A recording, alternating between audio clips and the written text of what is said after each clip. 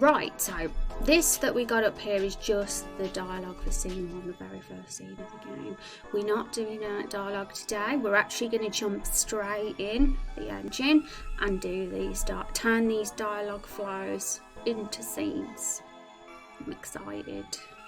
So this is going to be a bit daunting because it's been a while since we've worked in RPG Maker, but we're going to go for it today and see how it goes. Scene work can be quite the challenge, especially doing it on stream, because it can require quite a lot of test players as well to get the scene perfect, but it's definitely the priority of the moment, so that we've got the actual scenes in place for the first playable build. I think it's a good time to start.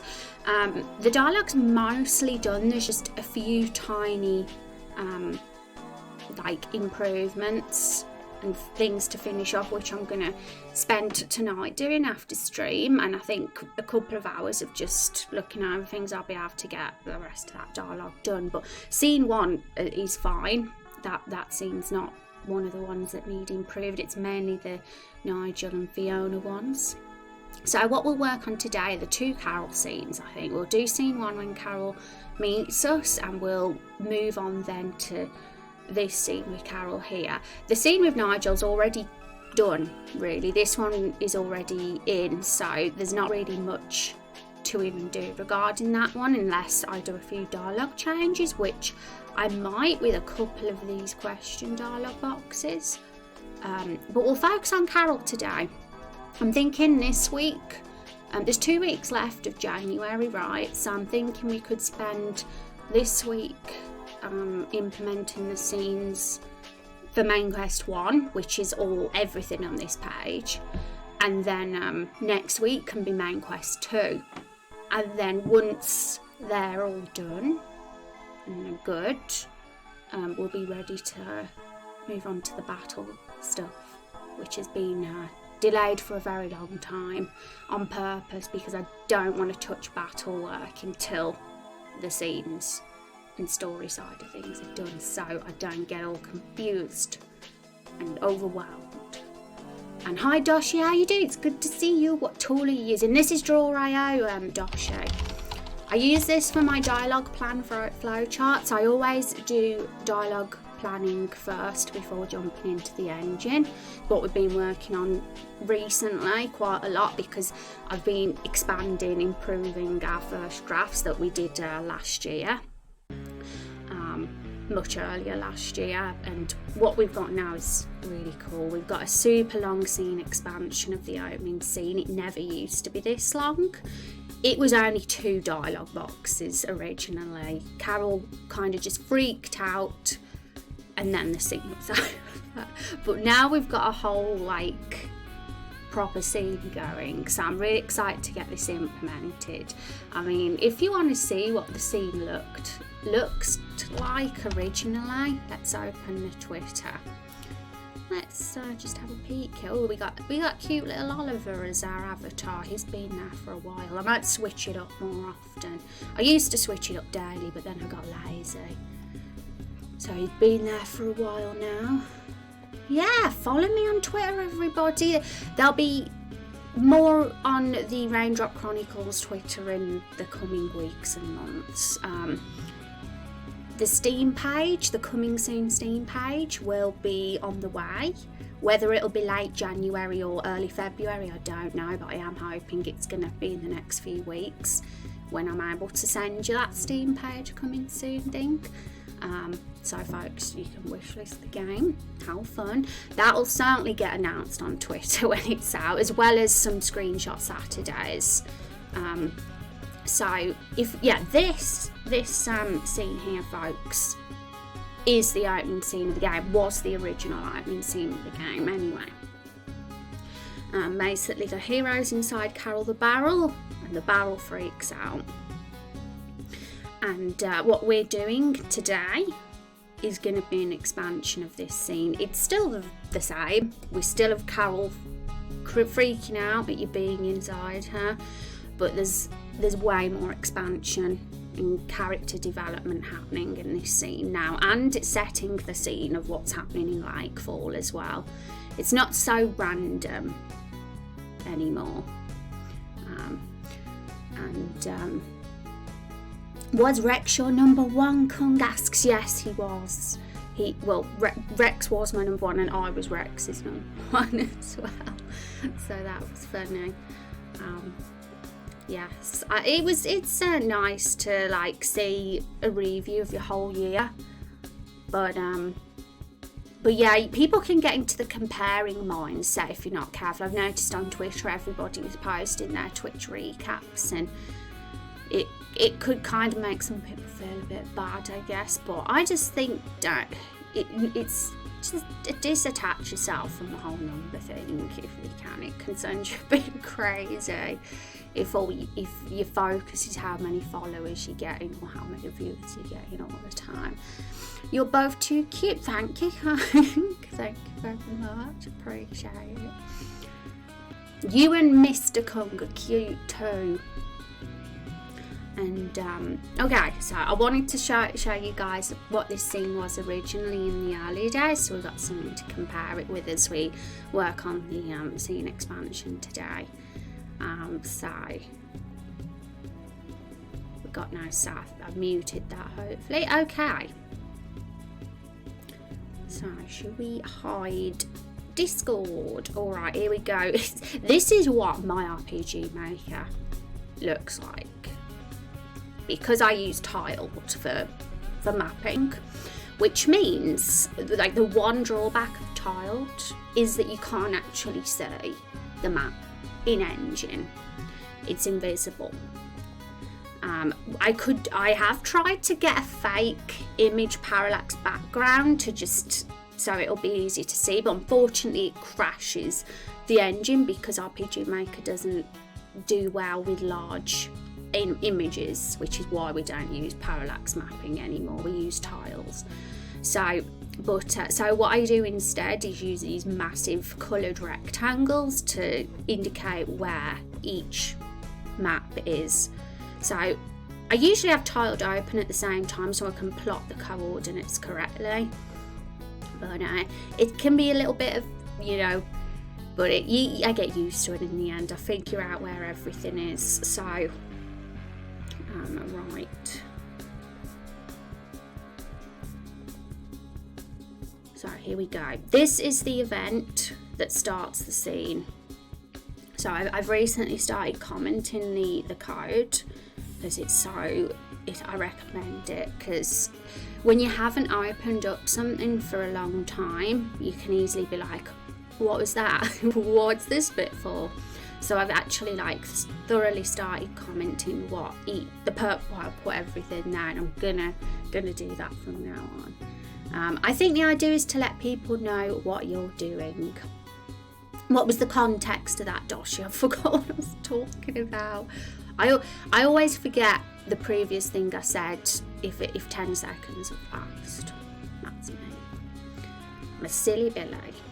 Alright, so we do have a custom hero creator before this opening scene, but we're going to skip that today when we do the testing, because I kind of want my workflow to start being as quick as possible when I do test plays, because we'll be here up forever. If we have to do the custom hero every single time when we test this scene. So instead of going through the whole custom hero process, what I'm going to do is put a fake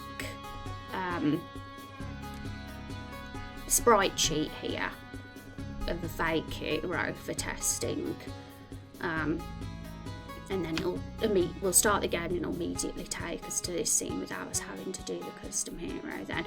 But I'm going to need to just quickly make the asset now I think about it, because the one we have for the custom hero doesn't work for testing because it's a composite layered thing, and for some reason it needs to go through the setup of the custom hero creator here to get that working. It's complicated to explain, but we're gonna have to make a fake template asset basically of the hero to do this testing. So I'm gonna just quickly open Photoshop. It's not gonna take long to do this. because I've already got the PSD file of the custom heroes, and we'll just open that and just save one of them as a PNG. Now we can do it. So I've got to remember where I put this, because one thing I've got to do, one of my aims, is tidying up all my folders, because it's really messy. Hi Defined Dreams, how you doing? It's so good to see you. Good morning to you. How are you doing? How was your weekend? Twitter, find people you were interested in listening due to mutual interests. Oh right, you was talking about the Twitter. I get it now. I get it. Okay.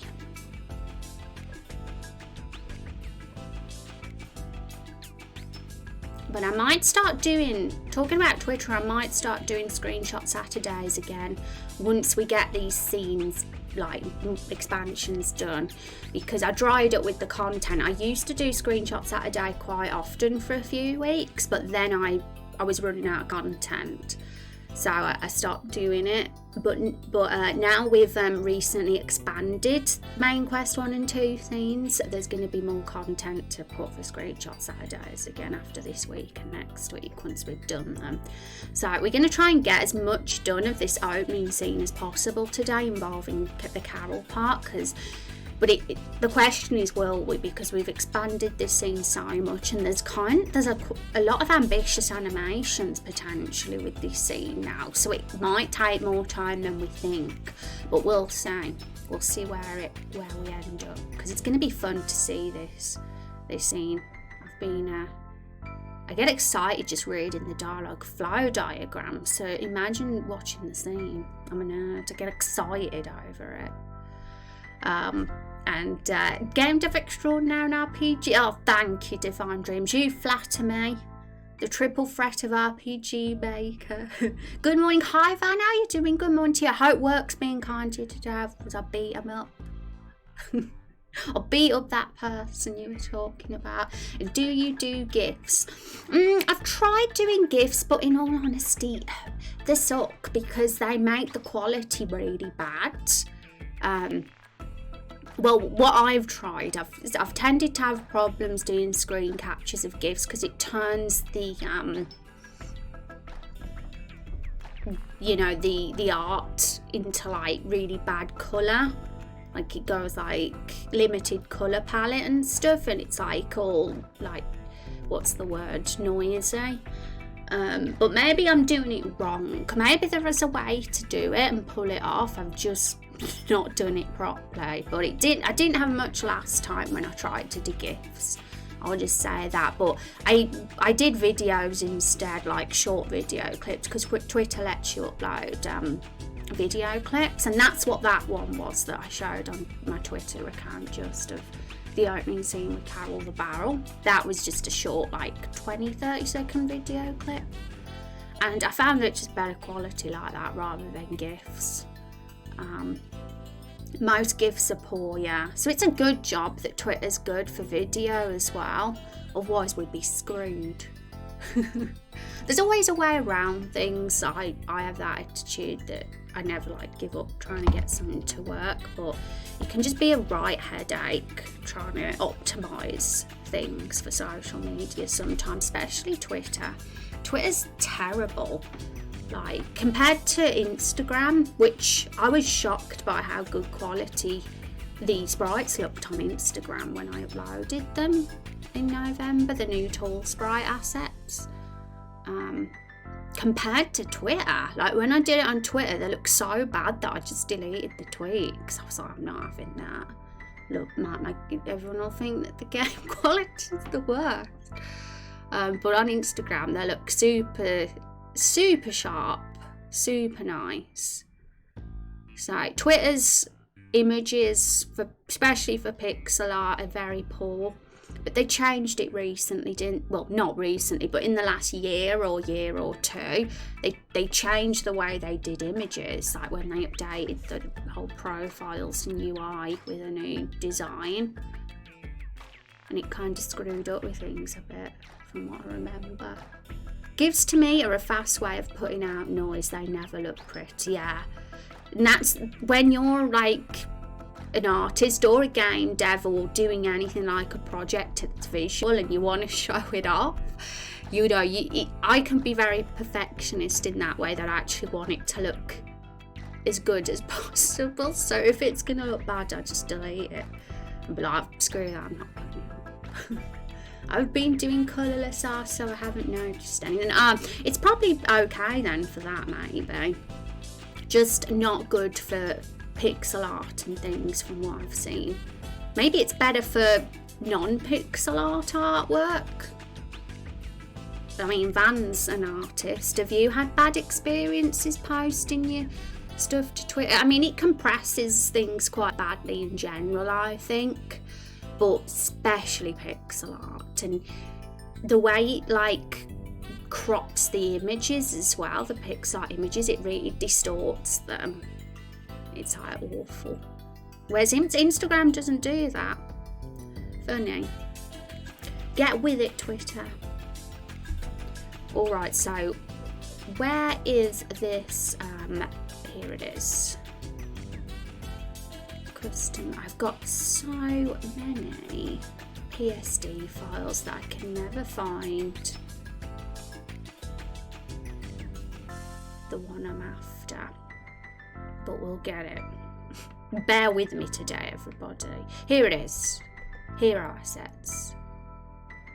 Okay, so let's open Photoshop. Luckily, our blue custom hero isn't in the nude today, so we're good to show it on stream.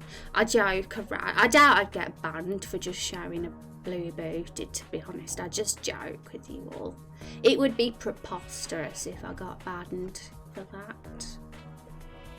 So let's just, it's been a while since I've opened this file because I haven't been working on the custom hero for a bit, but I am going to get that done this week as well. But I'll work on that off stream because it can be quite a lot of thinking involved in making that custom hero creator. But we will be doing the carol scene on stream today.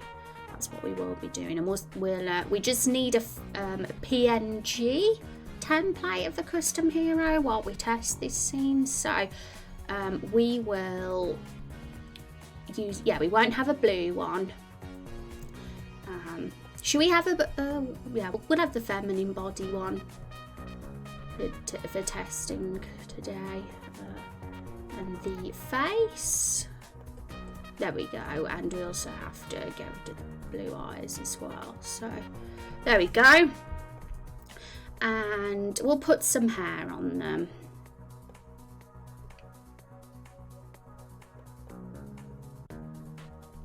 Cool. So I've got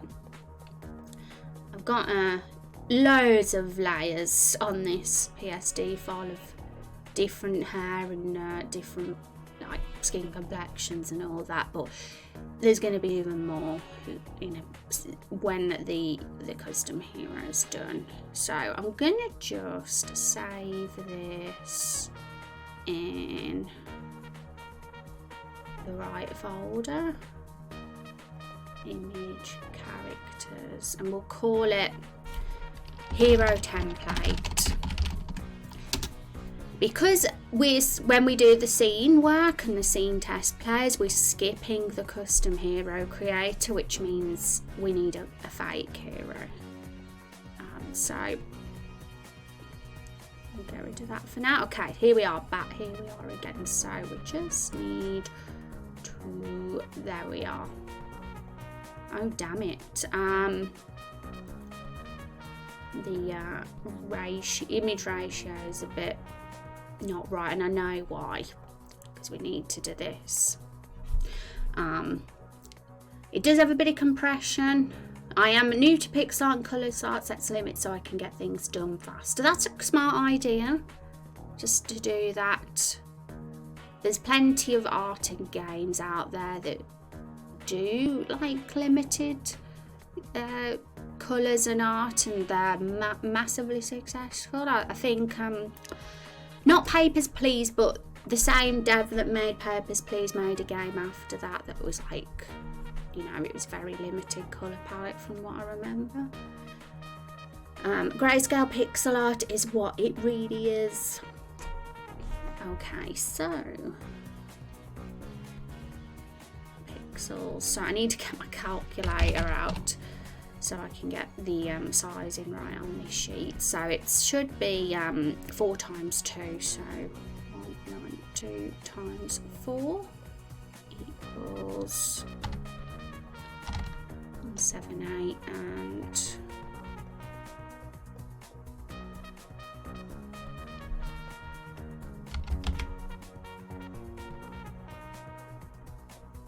trust me to do it the wrong blooming way.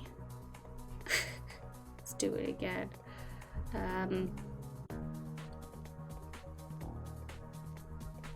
This is actually easier doing it with percentages instead. There we go. I don't need to use a calculator after all then. Okay, so that's the size it has to be in RPG Maker, so otherwise it doesn't work.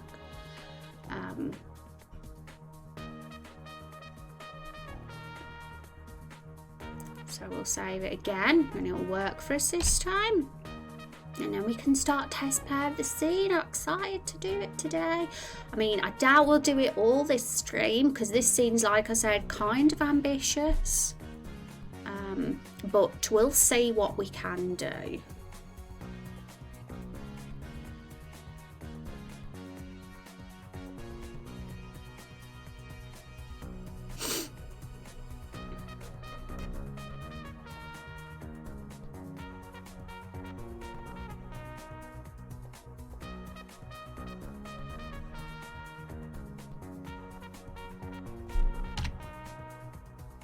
There we go, that's better. Now we've got our hero template there. And they're staying in their underwear on purpose. Because that's part of the cutscene. If we go back to the flow again. This was Van's idea, actually. And I was like, yeah, we're going for this. So the first thing it says is you climb out of a barrel without any clothes on. But we did this just for comic relief reasons. The whole point of an opening scene is to hook as many people as possible. So they're not going to put the game down or turn it off, you know. We want to really get them gripped. And that a bit of comedy always helps, as well as Carol being a living barrel. No one would expect that. So you do get to put your clothes on at the end of the scene. You grab your clothes from the ground and put them on, because Carol's going to actually throw those clothes at you. She'll open her eyes and toss your clothes at you, and then they'll be on the ground left for you to pick up at the end of the cutscene, and you can put them on then. So Carol isn't actually punching you herself in this cutscene anymore like the original. If we look at the original, it's actually, what do they call it, suspension of disbelief or something? I don't know the proper term, but basically when it doesn't make any sense, because when you think about it, she's got no arms. How is she punching us? Like, the only way she could realistically punch us is if she slams into us with her barrel body, but she doesn't do that in the original version scene. The punch just comes out of thin air. So it was, when you think about it, it was kind of a silly scene, but that was the fun of the game back then. It wasn't meant to be serious. It was just a light-hearted game dev project that I didn't even think was going to be on Steam. I thought it was going to just be a free game that was just very rough around the edges in the early days. But as time went on, I'd say about 2020, early in 2020, I started to have a change of heart, and I realised that this project really actually did have huge potential. So I started to get more ambitious, and I was like, oh yeah, it's going to be on Steam. Of course it's going to be on Steam. And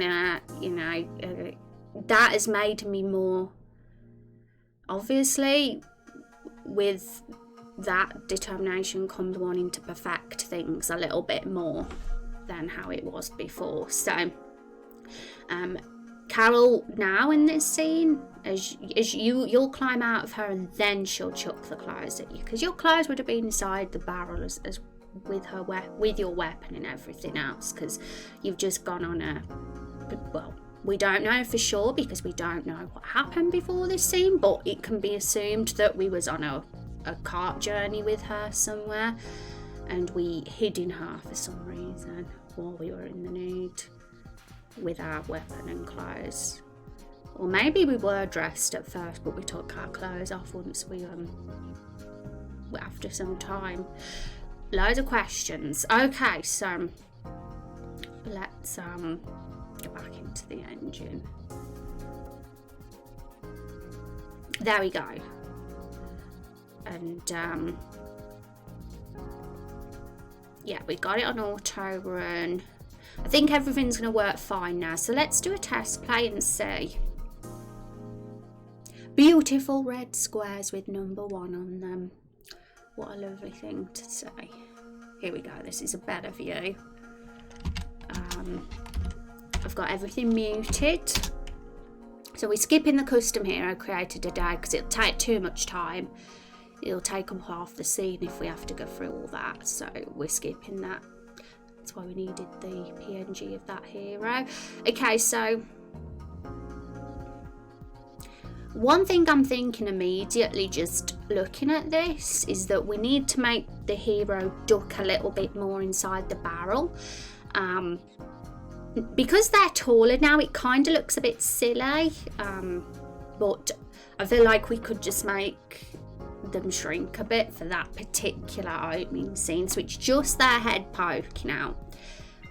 So we need to pull that off, and this just needs a slight adjustment, this whole Carol sequence, with what our new updated scene 1 dialogue flows are. So we'll go through it and see what needs changing. Okay, and then we're free to walk at that point, but of course we won't be walking around like this. We'll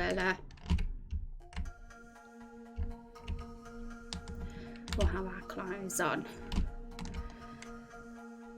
Cool. So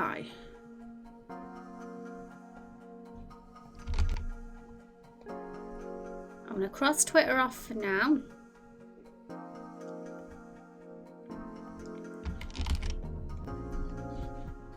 Alright, so step 1 is going to be, like I said, just make it so the only head's poking out and not the rest of the body. Okay, so I'm trying to think the best way to approach doing the scenes today, because we could do it one or two ways. We could either go through the easy bits first and not think about the animations and just get all the dialogue in, and then do the animations and all the little detail bits and bobs afterwards. Or we could do it as we go along very thoroughly, box by box. I don't know which approach is going to be the best one yet, but we can try, we can see how it goes. And you got to think outside the box sometimes, because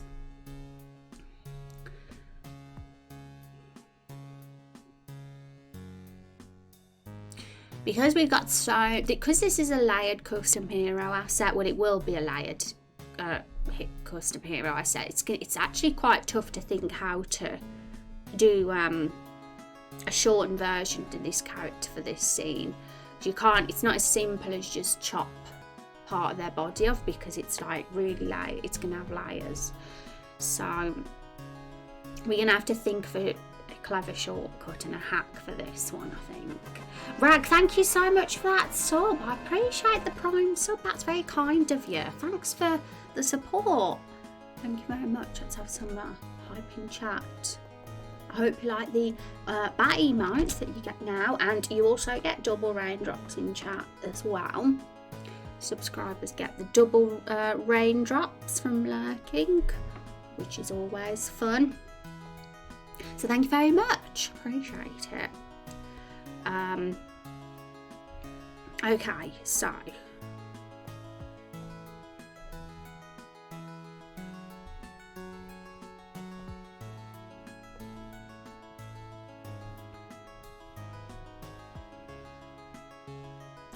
where? Oh, there we go.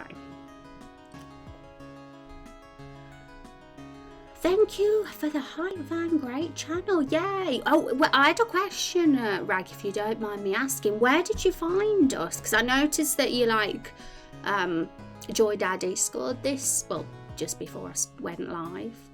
I was curious where, because I'm very much used to most of my followers finding me while I'm streaming, so I'm always really curious when someone finds me when I'm offline. It's very intriguing when that happens.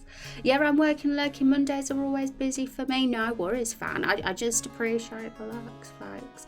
Found you on YouTube today. Oh, that's awesome, because like, as you could probably saw, I upload every single stream up to YouTube. I'm in the middle of like really trying to spruce up my channel at the moment as well, and get the videos more in an organised state. And it's very time consuming to do that because there's over 200 VODs, but I'm doing it very slowly. And I've always like really, I mean, the main purpose in the beginning for uploading all the streams up to YouTube was just so I had somewhere where they were all archived, so I could keep track of the development. But you know, it's also really cool if people actually find me on there too, because then it's like gives it a double purpose, and that's always really cool to know that people could find me on YouTube. Because Twitch exposure is terrible. Recently it is anyway. It's not been the greatest for visibility, Twitch hasn't, so it's cool. Yay! Happy times. Alright, so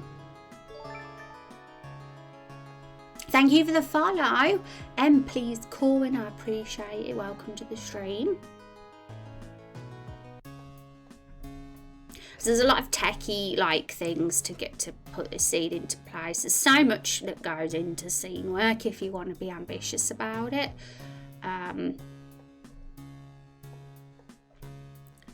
Okay, so this is the part where the dialogue starts.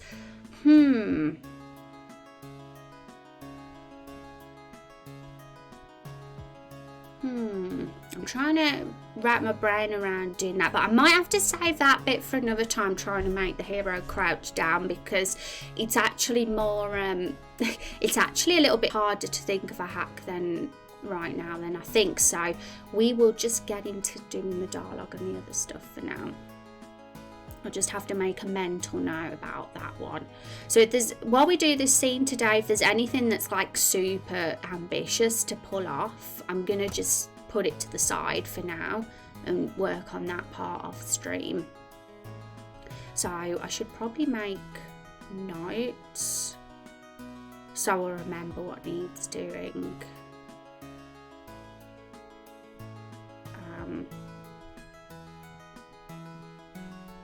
I'll get a Google Doc up. I mean, I do have a Trello, but I tend to save my Trello page for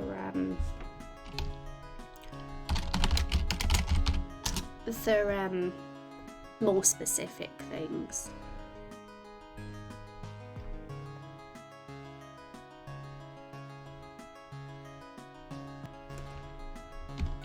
So main quest. Let's get this up.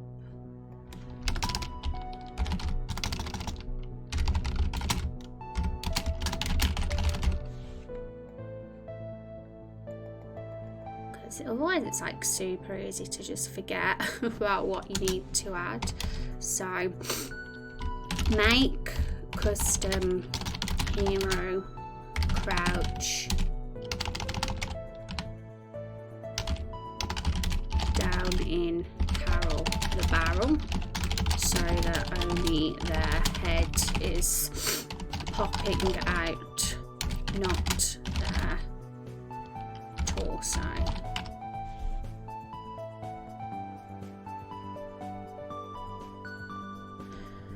Because it'll probably just look a bit better like that.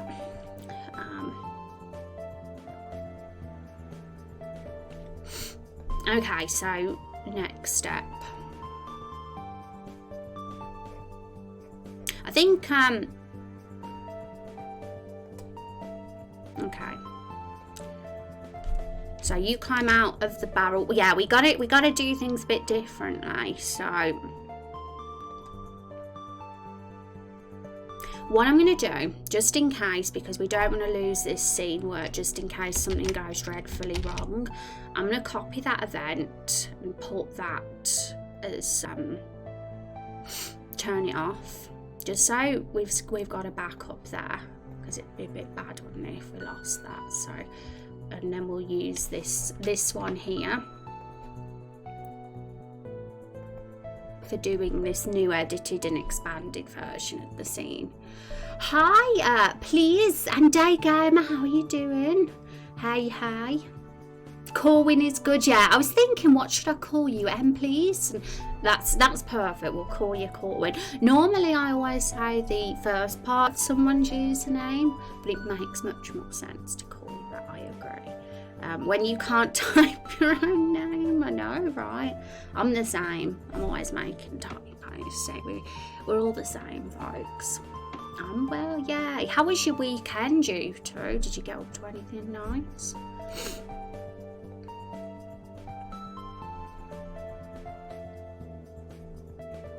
So I feel a bit better editing this now that I've done a backup copy of this event. So what's the first thing that Carol says now? She says, we'll copy this.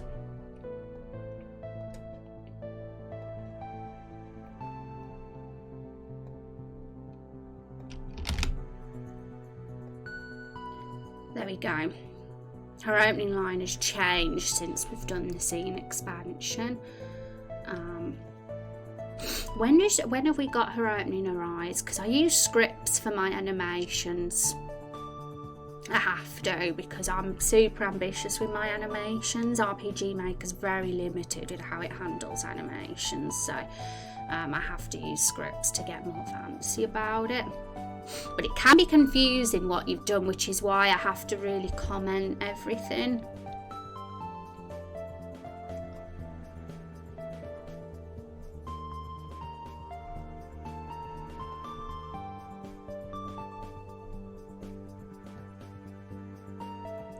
I think that's the moment Carol opens her eyes. I really am going to have to comment that though, so I know and remember.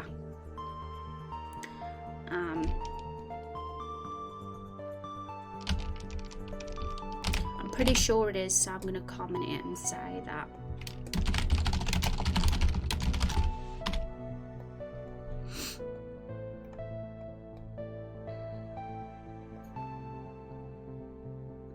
So that happens 10 frames before she speaks. So if that's the case, then yeah, that's definitely the frame where she opens her eyes.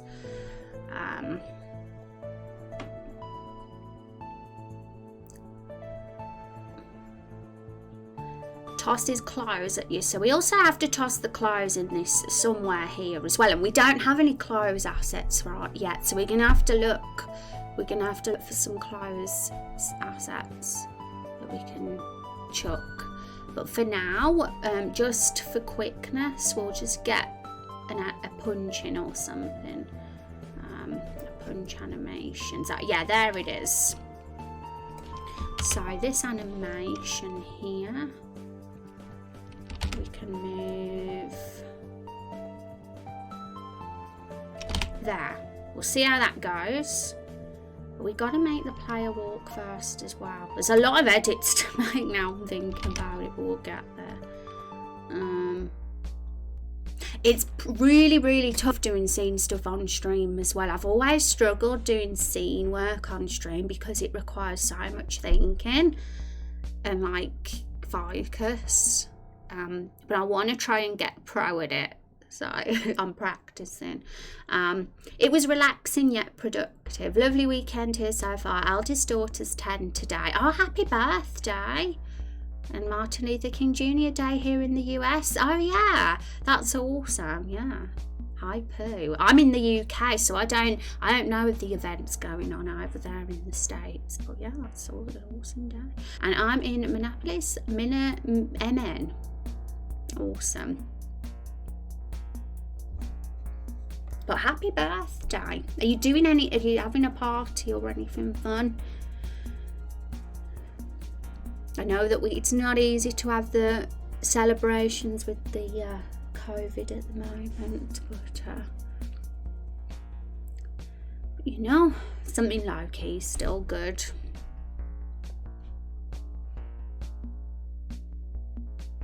Happy birthday!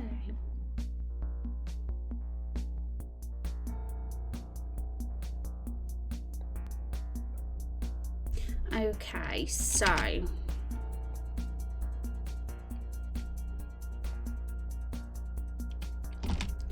going to try that. I've just stuck that play movement route there, and I don't know if it's the right timing, but I just want to test to see what happens. There's a chance that when we do a test play, this is going to be a bit messy, as it usually is at first. We'll see. We're doing lots, anyone coming in or lurking right now, we're doing lots of test plays today. We're putting together a scene that we recently expanded. Okay, so it did happen a bit too early. Not as bad as I thought, actually. It's we don't need that jump anymore, I don't think. So we can get rid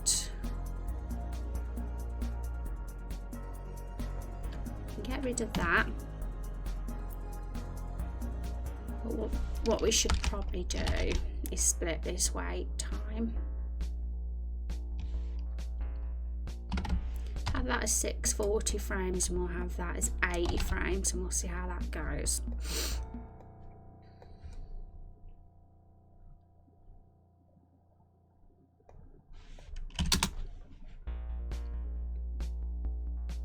Concentrating on stream, I can code, but writing a blog post or something is hard. It's very tough.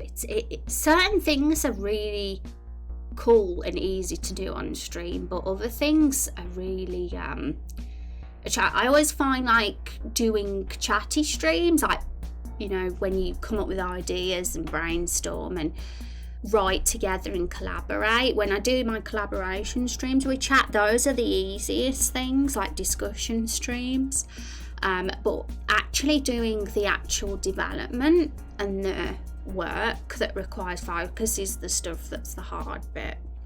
But maybe one day I'll get pro at it. I still feel like I struggle to multitask, but with more practice I'll get better, because so far in this project I've tended to do the scene work off stream mostly. I've done some of it on stream, but I've always tended to shy away from it because it can be a challenge. But I want to try and do it. So that scene, how did it go? There was something wrong with it, so I'm going to look again and see what it was. Absolutely. That's good that you can code on stream though, because I find coding really hard to do on stream, but I'm not really I'm an amateur still at code.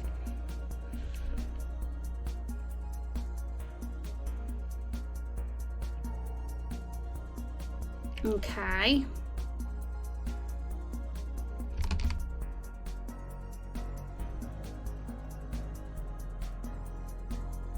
I think I'd like the walk to be a bit better than that. So maybe we need to jump. If we copy that bit into that, maybe it will be better. Still all happened a little bit slow, so we'll change that to 500.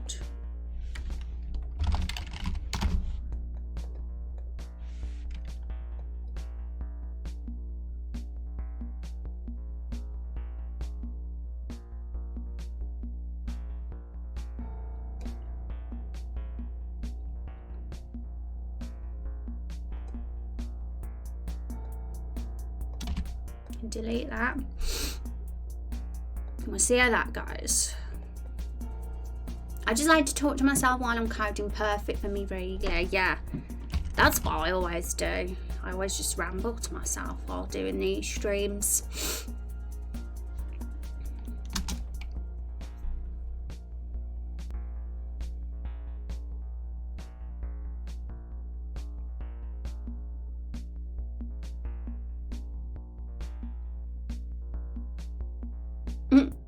That happened really quick.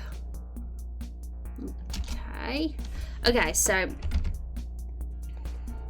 sometimes it can be hard to remember what needs editing.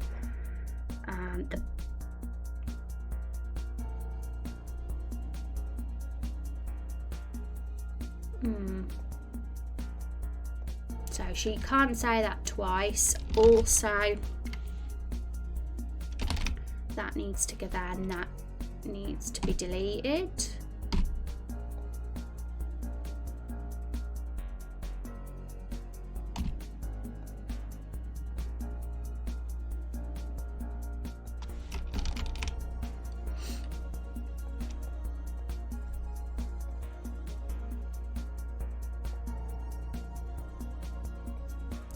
I think there need to be fixed direction as well, so put that on,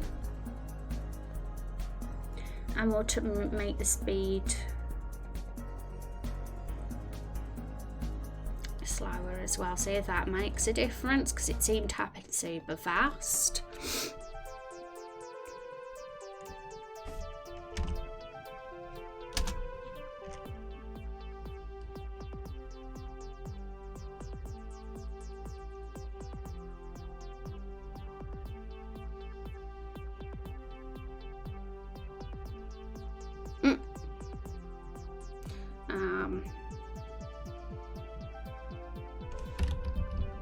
I want to be able to just watch the scene over and over again. I want it to loop because I want to be able to spot the mistakes, because I always forget. I'm like, yeah, that's wrong, and then 5 seconds later I forget what was wrong with it.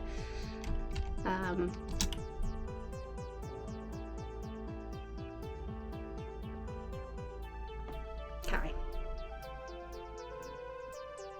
so that character will be more lowered down in the barrel when we when I do this, when this scene's done. That's one thing. I don't think the step out is perfect yet, but we'll get there. And then now I want to watch Carol, and again I want to see what's up with Carol.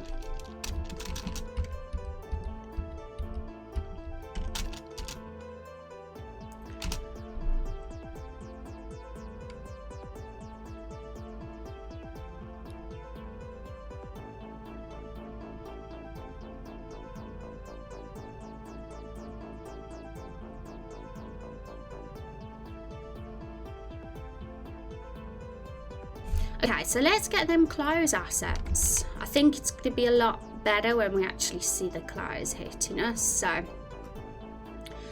one thing I think we need to do though is not turn left.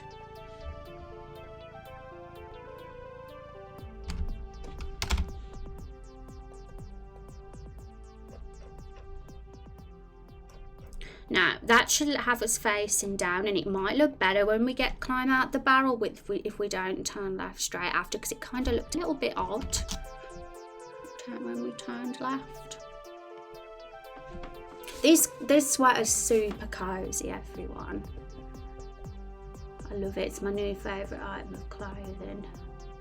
After my pig onesie that Rex got me for Christmas. Oh, I didn't even watch that. I was looking away. I was looking. Okay. There's so many intricacies to this scene. Just the first 10 seconds that I want to do. Teamwork is so like, wow, it's next level stuff. If you want to be like really good with it. If you want to be basic, it's easy, but I never want to be basic.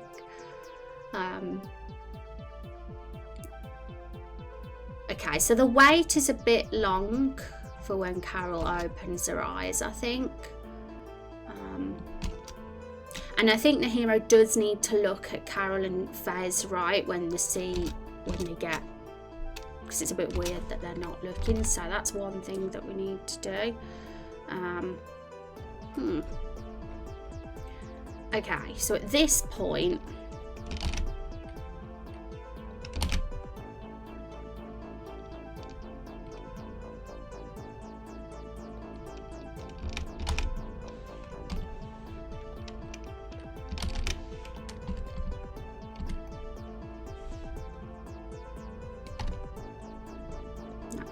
places, right?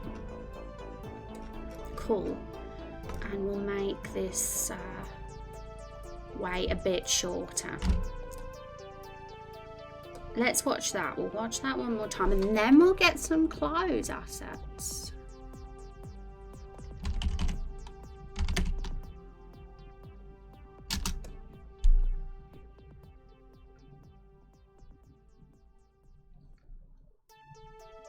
Maybe we can do a screenshot Saturday this week on Twitter, we'll see.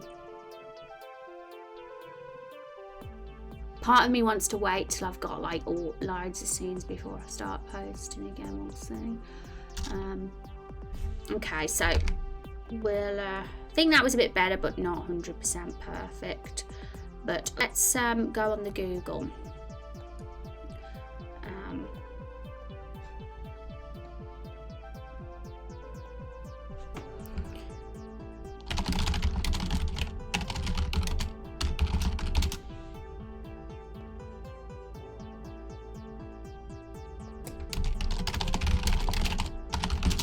So I don't know if anything like this is going to exist, we'll say.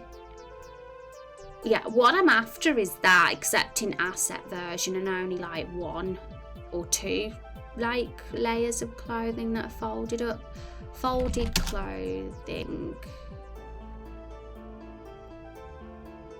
Doesn't even have to be clothing, it could just be like materials. Folded materials would do.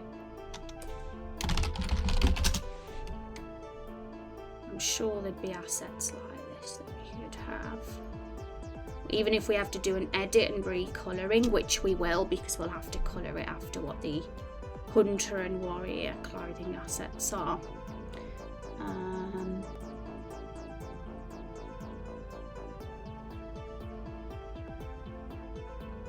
There's clothes there, but there are mannequins.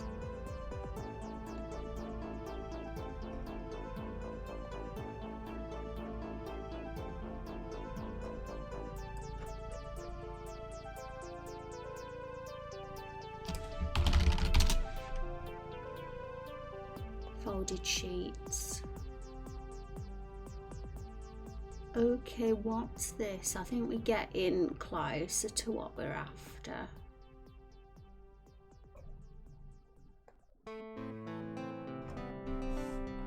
Sometimes you just have to search variations of wording to get what you're after.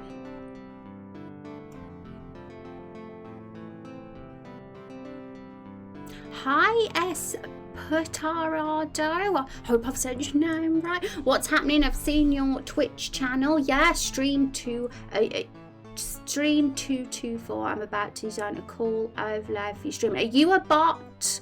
I think you're a bot, aren't you? How disappointing.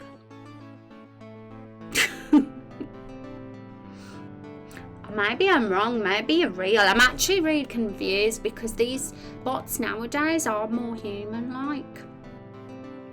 But I'm suspicious. You'll have to speak again.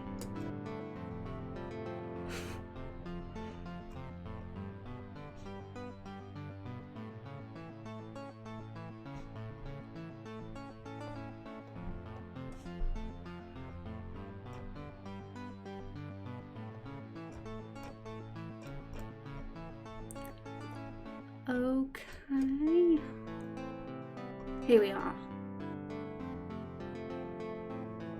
Okay, so these aren't actually clothing, these are like bed sheets.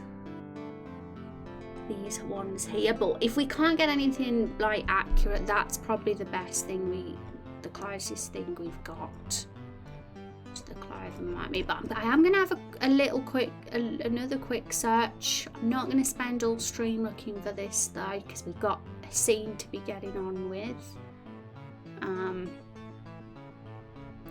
I don't mind having a look for 5-10 minutes or so, see if we can get the best asset possible for us.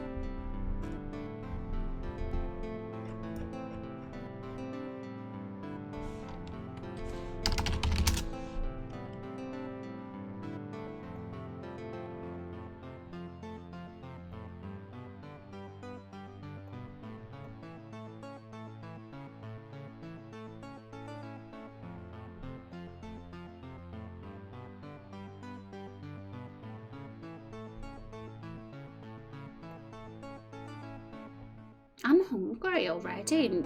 Just before I went live chat, I had my lunch. But luckily, I still have a chocolate stack.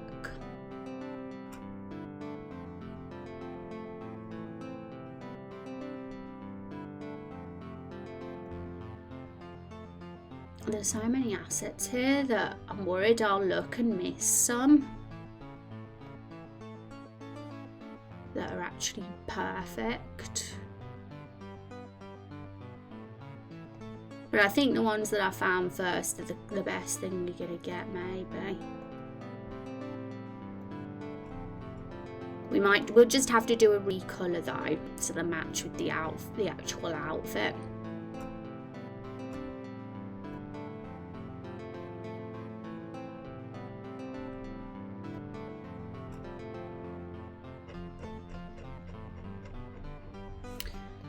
Fabrics. That's another word to try, but it tends to just be clothes that are on mannequins, which isn't what we're after, of course, for this scene. So yes, we'll use these ones.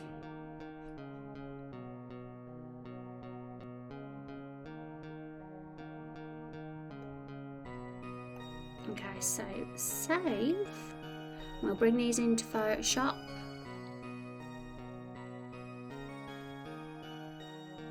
Now, who was the artist of these? Raindrop, that's it. I like to name the file after the artist because then it's easier when it comes to crediting.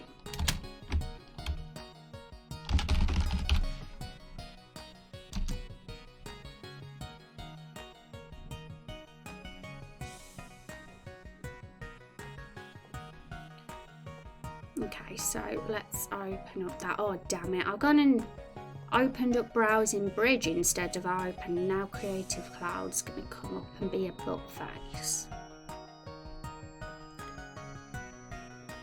Okay.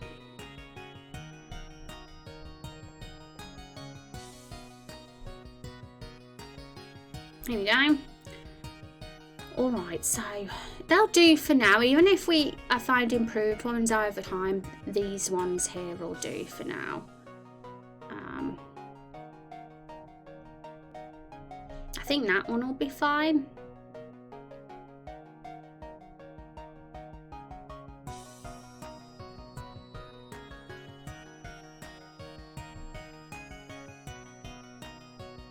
I think I just prefer the look of that to that one. We'll just see how it goes, or maybe that. No, we'll have that one. Okay.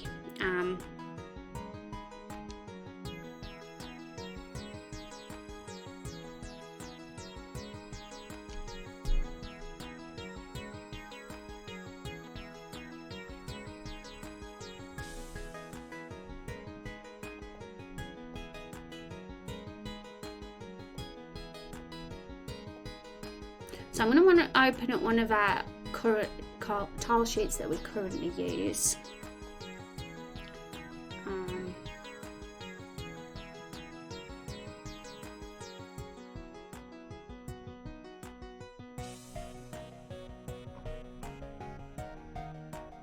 Just get the grid up.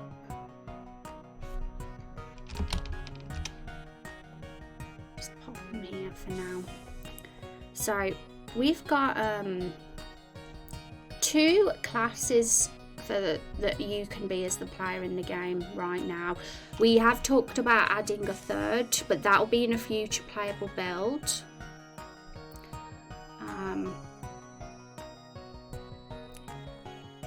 So for now it's just the 2, just so I don't have too much work to do. There we go. I wondered what those weird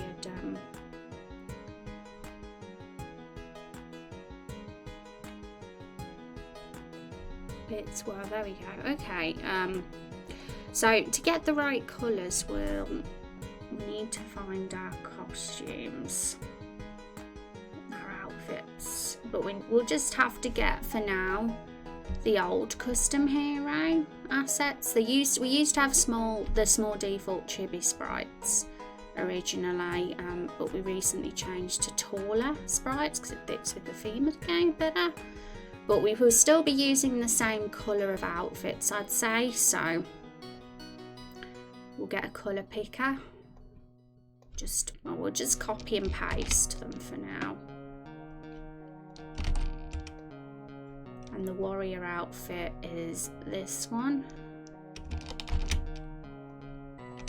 So this shouldn't take too long to do, but this way we'll actually have the clothes asset in the scene, the clothes that Carol will throw at us that will be on the ground for us ready to pick up so we can put our clothes on. It'll be cool if they were sort of realistic with the actual outfits. So depending on who you play as, the variable will trigger the different asset based on which hero you are. So there's a bot. Yeah, they're everywhere, and it's very frustrating. It's making me very disheartened with Twitch lately, because it feels like when I get someone new in my channel, it's only a bot in recent times rather than a real person. I want to have real people hang out with me, like new people come in the stream. I mean, all you guys like Van and Kung and they come in is all great and that, but when new people come in, you want it to be real, not bots. Wanted to make a 2D game, now I want to make 3D. Oh really? What's made you change your mind, Dosha? Anything in particular that makes you more keen on the 3D?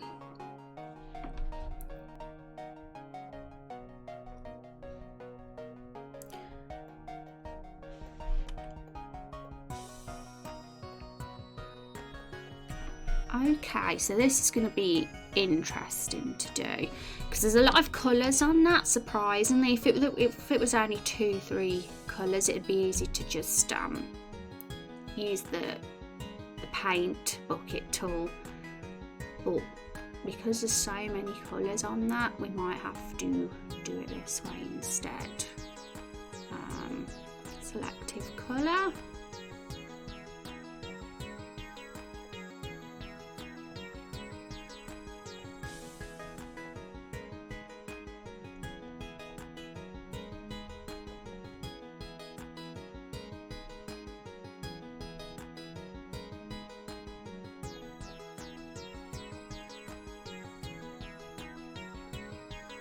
We're getting a little bit closer, but not quite. So we want to get that. I want to get that same green. So this will probably be. This is my trick. Actually, this is a good trick. We'll think it's a good trick. Grab like a section and stick it over the top, and then when you recolor, you get to really see if it's the same. I mean, there might be more effective ways to do this. Like another way to do, in fact, this is probably easier, but sometimes it doesn't work out for me, is to just put a colour layer over and then just get the blending mode right. We'll see if that works. But sometimes I find the colours are a little bit odd. But sometimes, it depends if you can get a good blending mode. But sometimes I prefer to do it the slow way, so you can get a real, more accurate colour. Because none of these blending mode colours kind of work actually. They look nothing like the outfit, so we'll stick with doing it this way. Want to become famous, drink milk and get strong bones and you will be loved by all. I used to actually do that literally, and then I became lactose intolerant, and now I don't drink milk at all except for almond milk and plant-based milk. I mean, I don't know for sure that I am lactose intolerant, but I have a theory that I am, because whenever I drink cow's milk, with lactose in it, things get pretty bad. Get bad tummy. Very bad tummy.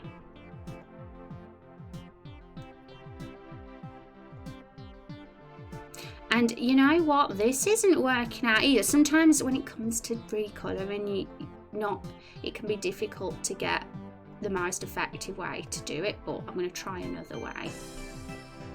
Another way that might actually be better. Which I was going to do first, but I never bothered. Is to just literally pick the pixels and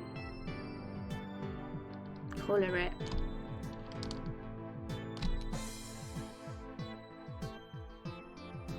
Might have to change the tolerance though.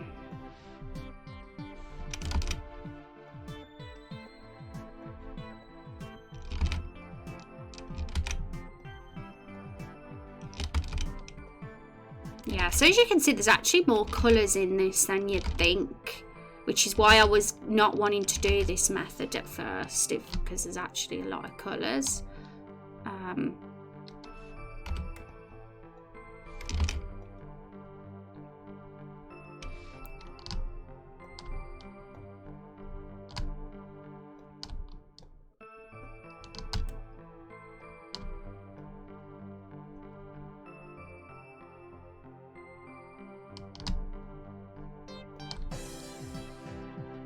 But yeah, this might take some time, but you know, literally picking out the light pixels and trying to match it as close as possible. But for now, just to save time, because it can actually take a bit of time, I might just hide that.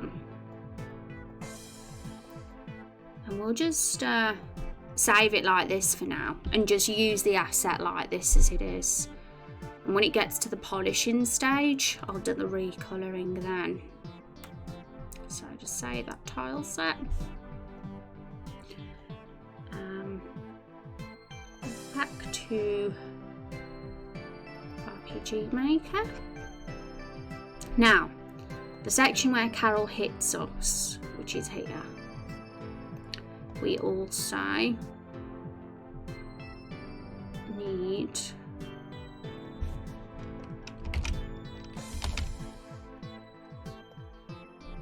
we might need to make an animation of it. Now I'm thinking of it. So if we go in here, a lot of these animations I'm not actually going to be using for our game, so I could do with deleting a lot of them, but the problem is there's a couple that I do use for the custom heroes, so I'm going to leave that for now and not delete anything I shouldn't. But I do need to organise which ones I use and which ones I don't at some point. We'll call this Carol Throws Clothes.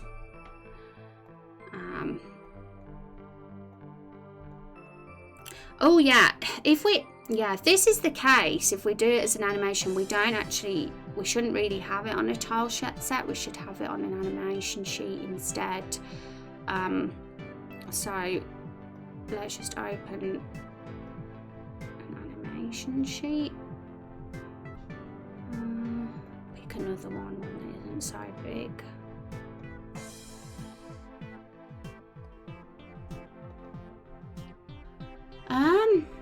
Oh man, that's a shame. I would seriously be very sad if I had to lower my milk consumption. I used to only get 4 litres per visit to the grocer, but now I get 8 litres because I only had enough for cereal before, and also I wanted to drink milk too. Might be late, but if it's about recolouring, is a hue layer with the colorise option box ticked not sufficient enough?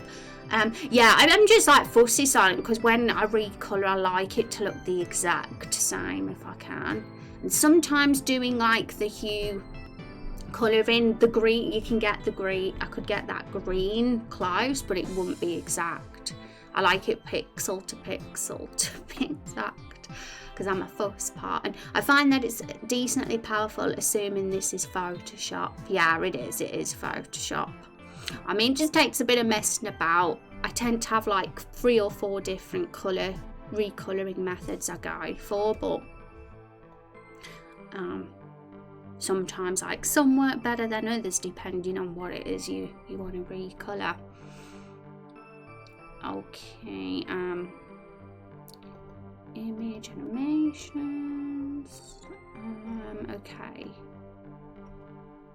there should be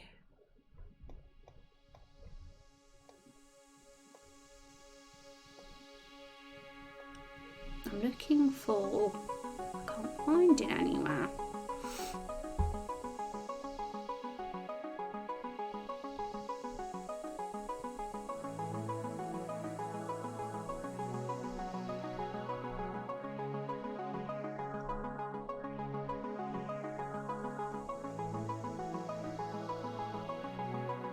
Yeah, we'll just have to use this one. I was looking for a particular animation to use as a template, but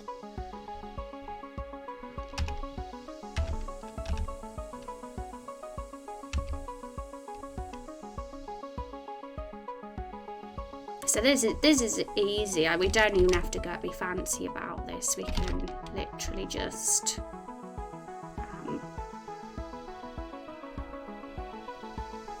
have the same boring bed sheets in every frame, because we're not really animating it. We're just using it to. The problem is this is really big. This is why I wanted the other one as an animation. There was a smaller file that I wanted to use because this one's massive. I can't find it anywhere.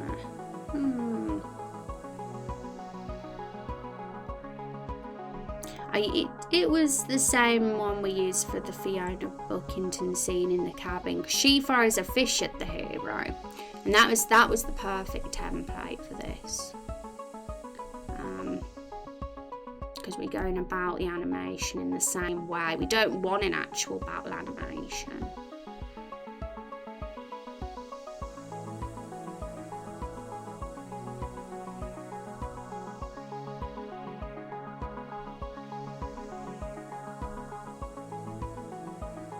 It's going to be there somewhere. I'm just blind.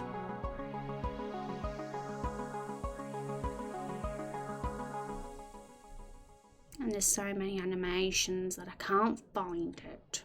Yeah, this is going to have to wait.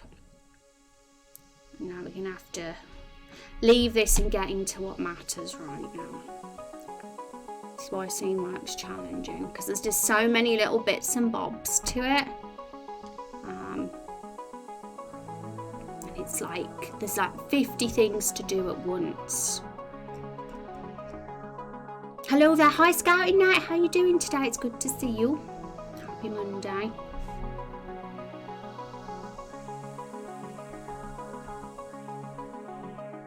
Okay, so we'll, rather than focus on like the really detailed animations, we're going to just get in the dialogue for now. The dialogue bit is the easy bit, so we'll get the easy bits in.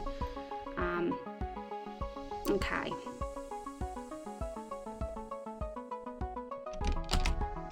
So the dialogue that Carol will say will be different based on what you look like.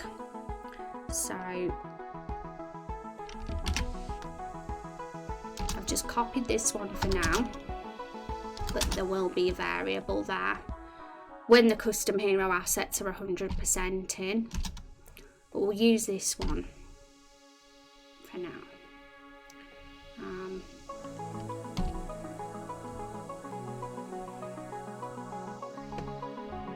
And then there's that bit.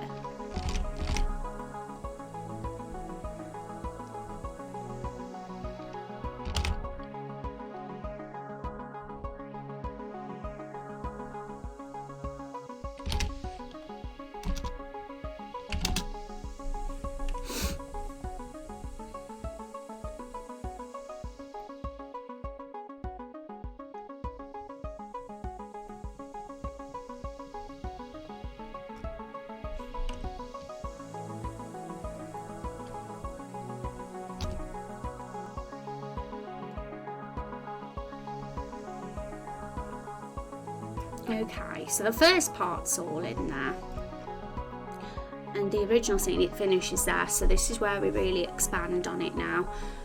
What's going on today? Well, we're doing scenes, lots of test plays and testing scenes, making sure that they look awesome. So it's all about lots of testing and being oh, that bit's wrong, let's edit that bit, let's add that. All the very detailed and focusy part of the game development, I think. All of it requires focus. That's why it's a challenge to do on stream. Because I don't do much game dev on stream, really. So I usually use my streams for discussion time. But sometimes I like to do the actual game dev just to change things up a bit. But mainly I do the game dev off stream. I completely didn't watch that scene then. And I think that yaw needs to go on a new line.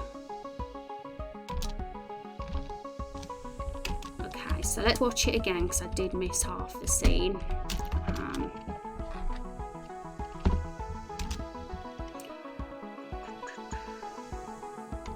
And I'll write down what needs doing. So the first thing that needs to be done, which we haven't done because it's too time consuming, is that the hero has to crouch down in the barrel, so it's only the head popping out.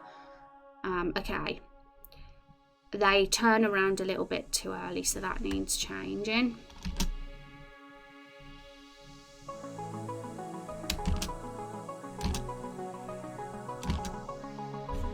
Okay.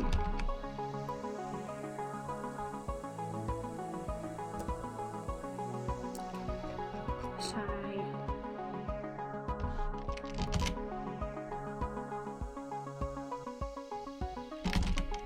we'll say, I'm going to try and comment this. So Carol hits you with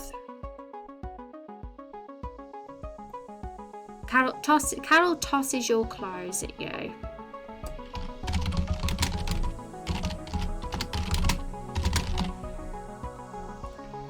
Makes it so much easier to comment your stuff, every single action you do, because then you don't forget what something is. I'm going to start trying to do it all the time. LOL, that barrel, I love it. Yeah, she's amazing, isn't she? She's so cool. She's a romanceable option in the game, in case you didn't know. We're really out there with the Raindrop Chronicles. We do the unexpected. Okay, so that's the moment the player turns to face Carol, and it happens too early.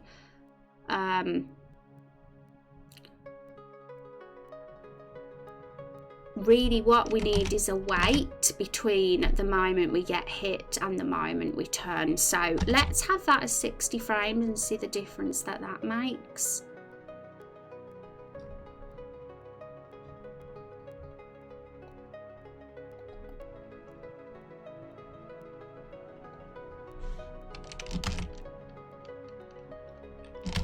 Also, we'll comment this. You climb out of the barrel without any clothes on.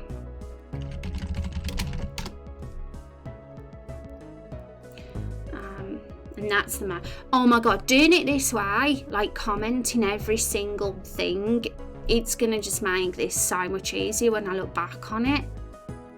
Because then so many times when I do scenes, I look at this and I'm like, what was that bit for? What was that bit for? What's that for? But if I do it this way, like really like strictly comment every single bit, it's going to be a piece of cake in the long run. We know exactly what's what then. Hi Rav, how you doing? So good to see you. Happy Monday. How was your week? Thanks for stopping by. Barrels are the one romance option I've been craving and never had the means. How did you know? Yeah, Carol is like so going to be a love story in this game, but you will get other options too. People aren't forced to romance Carol. It's not like you have to be with Carol in the game. There's going to be other NPCs and playable characters that you can be with as well. Because this game, like this RPG, I'm really trying to go with the whole shape your hero sort of game, where you can like shape their morals and choose who they have good relationships with and who they don't have good relationships with. That's really what I want to focus on more than anything else, because that's the thing I find fun, as well as the whole branching story thing. Look, hi Oracle, how you doing? It's good to see you. Hope you're having a good new year so far, folks. How have you been, Oracle? Doing all right. Definitely having a case of the Mondays, but figured I'd drop in and chill for a bit. Yeah, I like to think that the Raindrop Chronicles streams can brighten up your Mondays. That's why I stream on Mondays. Carol the Barrel, that's amazing. I'm sold. Yeah, her name's Carol. She has a whole family. There's more barrels in the game. If you go on the Lore Bible, folks, Nate or anyone else who's new here, click on the World Anvil Lore Bible link there, and that's like, it'll show off the barrel. That shows off the barrels on there, what they look like. And there's profiles for each of them, but they do need to be expanded on. They're pretty brief, their profiles at the moment. And when we get the Steam page, folks, when the Steam page comes out, you're going to see them more clearly on that. It's all going to be very exciting. Hi, Matt. Should say hi. It's nice to watch dev stuff like this. Yeah, we're actually in the engine today. You get to see all the behind the scenes work today. We don't do it very often, do we, folks? Well, we used to do it a lot in the early days, but like as the project has gone on, I've tended to put more value into discussions on streams and doing things like, you know, just rambling on about characters and world building, game mechanics and all those rambly fun things. So we don't tend to actually do the actual stuff very often lately, but today we are, so you actually get to see the event editor and the way I'm doing things. And I'm trying to like really thoroughly comment things, because it can be extra time consuming to do that, to comment things, but it pays off in the long run, because then you know exactly where everything is.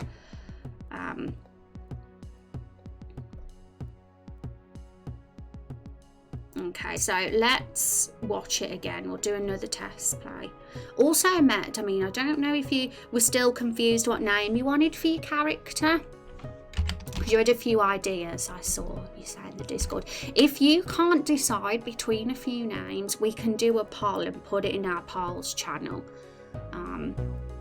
We can have the title as what is your favourite name for a cat mad scientist character, and then list the names and let the community vote. That's if you're unsure. If you've decided, then it's fine, you can go with whatever you want, but if you're torn, then we can always do it that way. Just let us know. What are we trying to decide? Oh, if you check out the general chat in Discord, Van, you might notice Matt was just trying to get a good name for his mad scientist community character that he's going to be submitting. And he's torn for the name. He's got a few. They've got a few ideas, but I figured that if you're still struggling, then we could put a poll. But that's up to Matt. I'll take a look. Yeah, Matt had about three name ideas, I think. They were all pretty cool. I'd be up for a poll then.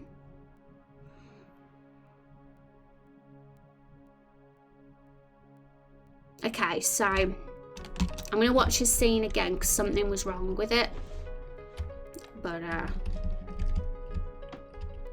you know when you watch it and then you think, so that needs changing, and then 5 seconds later you forget. Happens all the time when doing this.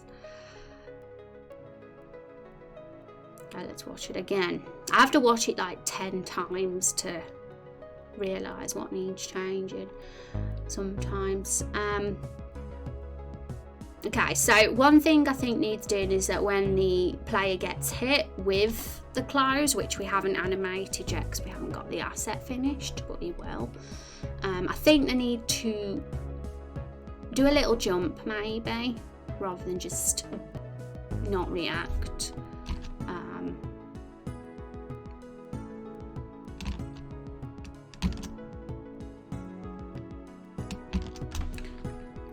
So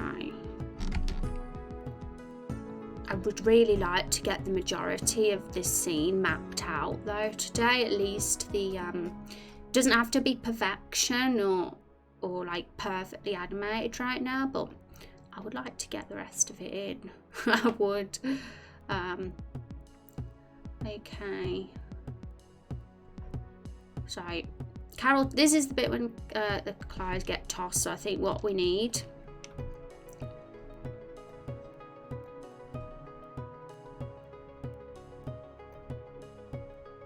is maybe a jump.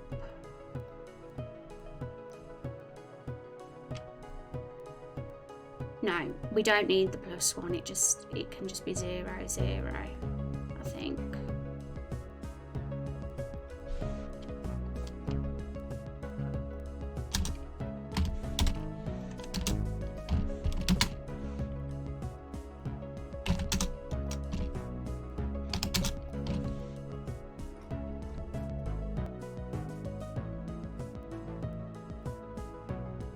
Okay, one more test plan, then we'll move on to getting the next bit in.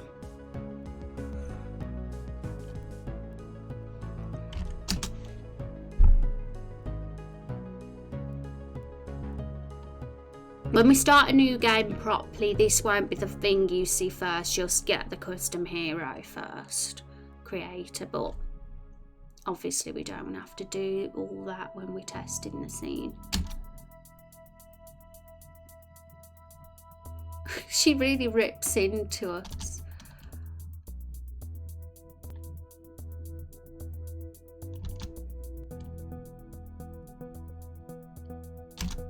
Okay. Now, that's not perfect. There's a couple of little things that I want to improve in that particular sequence, but I think it's at a state where we can move on to the next section in the scene now. So here we are. We've done that. She said her so gross. Can't believe how like you said that bit. Obviously, it will change depending on if you have a beard, if you have long hair. I've even thought over time we can add more of these potentially if we think of something witty, something else that's witty. But those 3 are fine.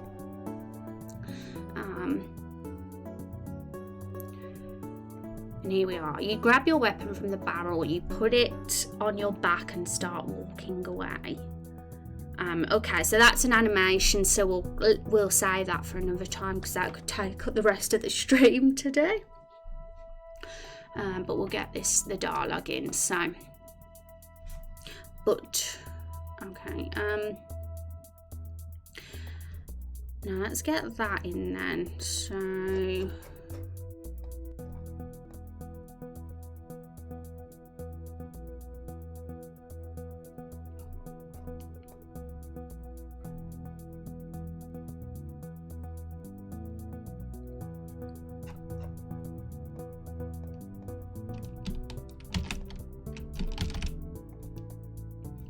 Carol will say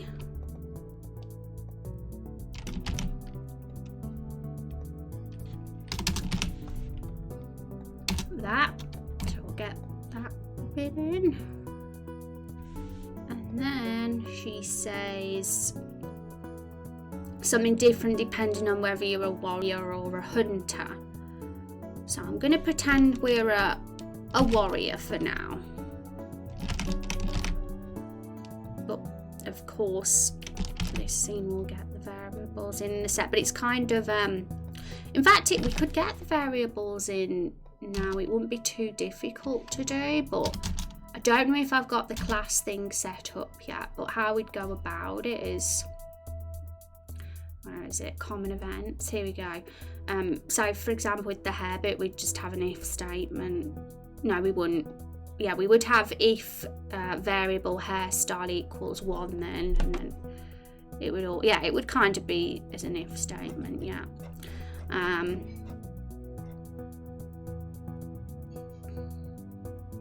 I'm going to do all those like the nitty gritty parts off stream, I think. I just want to get the base and foundation of the scene in for now.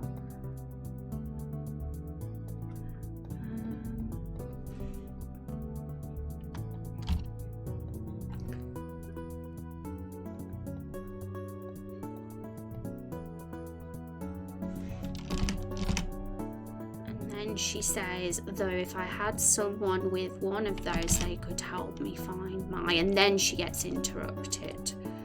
So this is where things are going to get interesting after this bit. It's where the scene's going to get good. How do we do italics in RPG Maker again? I think it was that.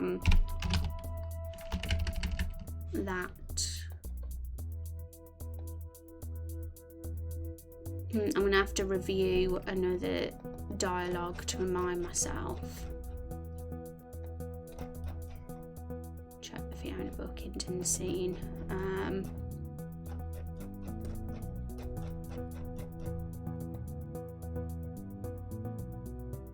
Yeah, it's /FI and then FR. Cool. I was close, but I missed the FR bit.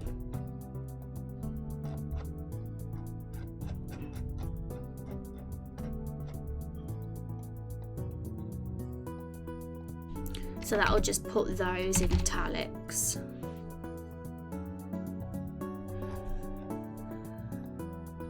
Okay, so I don't think there's like much movement here in that bit. I think she can just say it, but we'll see how it goes. Cause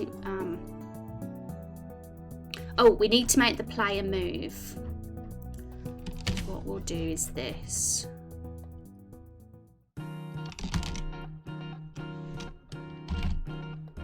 Oh no. 4. That'll make them face left.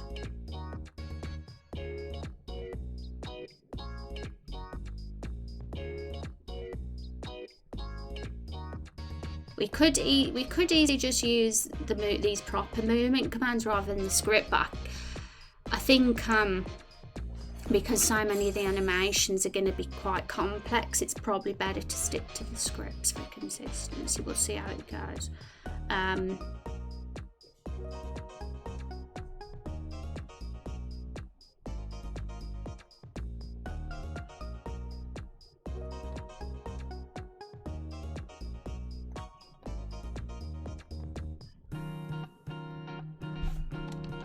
Yeah, we can use move left for certain bits though. Okay, I really like the dialogue interface. Are those all the maps in the game with the grids, the numbers and the colours? Yes, Rav, how it is, it's because I don't use the RPG Maker in editor tile set maker. I actually use a third-party program to do tiles called Tiled. And the reason I use Tiled rather than RPG Maker is because it just allows me to be a bit more ambitious with my map making and my tiles. I can have more layers, and it allows me to get more detailed with the mapping. So Tiled's amazing, but because the problem is, because it's a third-party program, we can't actually see the maps visibly on here. But these big red squares are just my way of being able to keep track of where everything is. So this big red rectangle is Lakefall. This orange one is Everbloom Forest map 1. This is map 2 of Everbloom, that's map 3, that's map 4, that's map 5, and that's map 6. So I've got all the coordinates on Tiled. If I open up Tiled, I can easily find out where a particular square is by looking for the coordinate on there, because it all matches. It's all the exact same, the sizing and that. But the only issue is, the only flaw is that you can't actually visually see it, which can be a drawback to some, because it can be a bit of a pain not to be able to see it. But I feel like the pros really outweigh that, because it allows us to actually have a good map. Tiled, I've heard of it, cool. And so the maps in Tiled, you can import them into RPG Maker. Yeah, with a plugin. Someone made a plugin that allows you to do that, which is pretty cool. Pretty nifty. Cool. Hi Maro, how you doing? Maybe there is a way for me to get around this by putting some sort of, I've tried putting a parallax background there just there to just so I can see, and then I'd turn it off when I do test plays. But the problem is it crashes RPG Maker using a huge parallax background. Even if I really heavily compress the image, it still crashes because it just doesn't like large sizes. So right now I haven't figured out a way to get the actual map to show in RPG Maker, but I don't mind. I'm sort of managing. Okay, so let's do a test play then and see how this goes. It might be a bit rough around the edges, but we'll look anyway. Gotcha, it's cool. I kind of like seeing the numbers. Yeah, it's super like organised, isn't it? Because the reason I've got them there as well is so that it's going to be a way for me to keep track of I think every single square I've got like plots the mini map, like where the player is standing on the map. So it's there for that reason as well, not just for the benefit of me being able to see where everything is. But I've got the mini map turned off at the moment while we're doing the testing.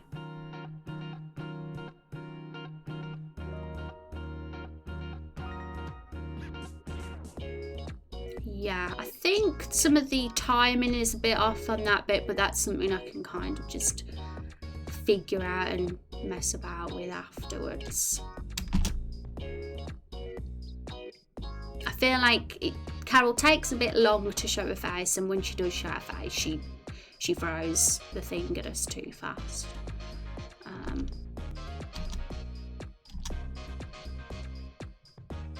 Okay, so that's pretty good, but we need Carol to probably not speak as fast. Probably need at least a couple of seconds wait there.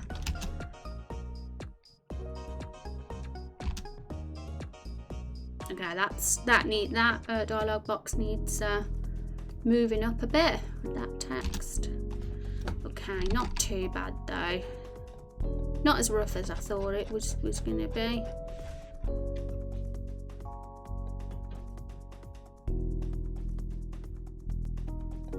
Just needs to be moved on to the first line, and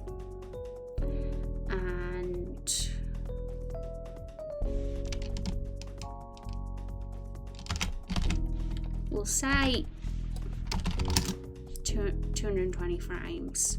Also, we'll comment this and we'll say, we'll word it as, and thanks for the compliment about the dialogue interface.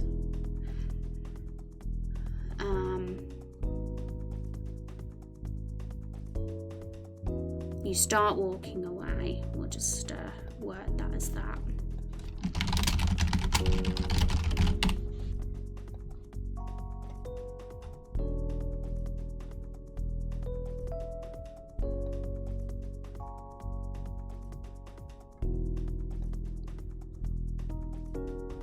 And the next bit, we have someone interrupt us.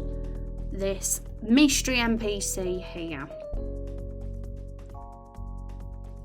So are we going to create this NPC's asset then? I think we are. So we'll cross that off for now. It's going to be a bit fiddly to get this asset in. This is what Carol throws at us. I'm going to do that off stream, because if I do it now, it's going to take me the rest of the stream, and we got plenty of other things to do.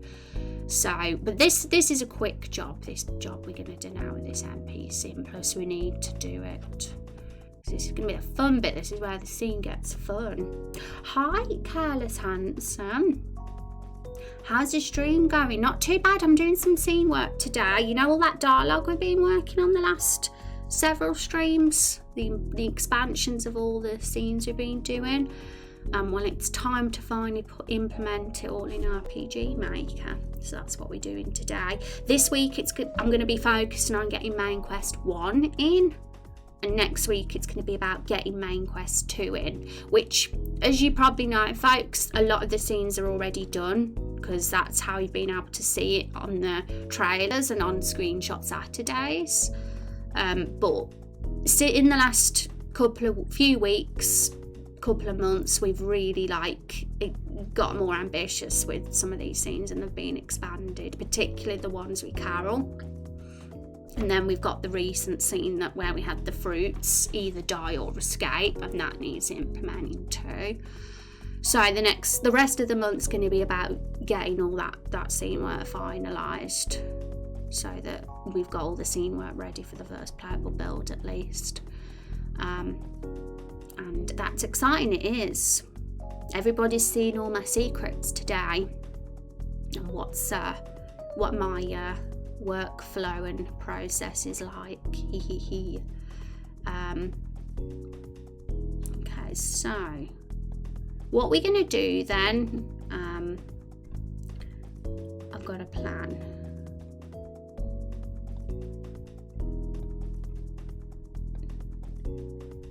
We will use this custom hero, we'll flatten this image, and we will,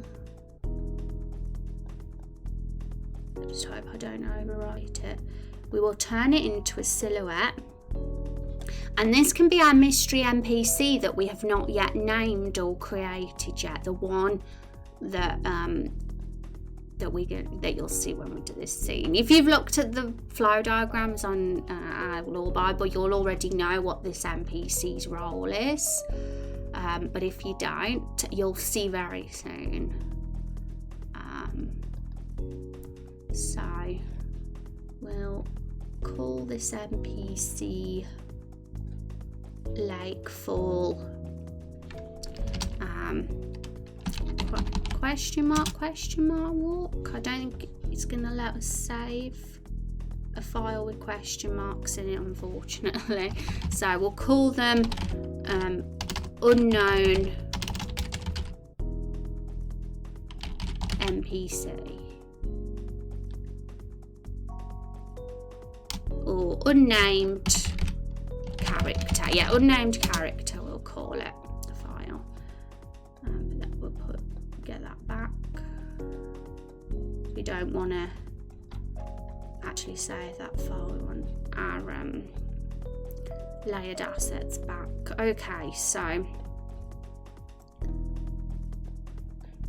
right, so that's who it is. They're going to come over and interrupt Carol just as she gives us a good telling off and realises we can be useful to her. And they're going to be like, what's all this ruckus over here? And it's going to really go down. Stuff is going to happen. You'll never believe what. Carol might die. No, that's a lie. But what will happen will scare people in thinking she will die. Not that anyone's going to give a damn at this stage of the game, because no one's going to really care about Carol much, but it's just the fact that you get that choice of how you want to handle Carol's fate. I want to kind of show off the mechanics of how high the stakes are when it comes to choices in this game, so that's going to be fun to get in. This is what I'm excited about with this scene. I really hope I can get it in today, even if it's really rough and messy. I just want to see that choice on the screen. I'm excited to see how it goes. Me too. Okay, so this is where we're at the moment. I'm really commenting my code so I can keep track of things really easily. So what we'll have here is we'll say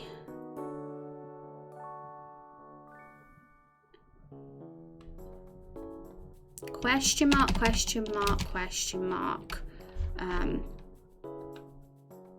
runs over and interrupts, because we don't know their name at the moment, so we'll just call them question mark. And now we've got to get their asset set up. So what we should do to do this is make a new event. We'll just stick it here for now. I'll get the coordinates right in a sec. We'll call it unnamed character, and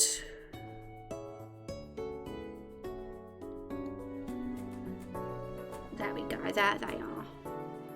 mysterious person. Oh no, we don't want them there yet. What we need to do first is put it as none, the image first, and we make a new page and we put their actual asset on the new page. So we will have them standing normally there. That has to be blank. Obviously the reason why it has to be blank is because otherwise when we start the scene you'll see that silhouette standing there. Well, you know, we want them to be invisible at first, but we'll trigger a switch that makes them appear and then end up in the scene. We did the same thing with Carol's event. This is Carol's event. The first page is empty and the second one actually has the asset. What's all that about? That I need to figure out what that is, because for some reason I haven't commented this code, and this is why it's terrible to not comment your code, because then you're in a situation where you're like, what's that mean?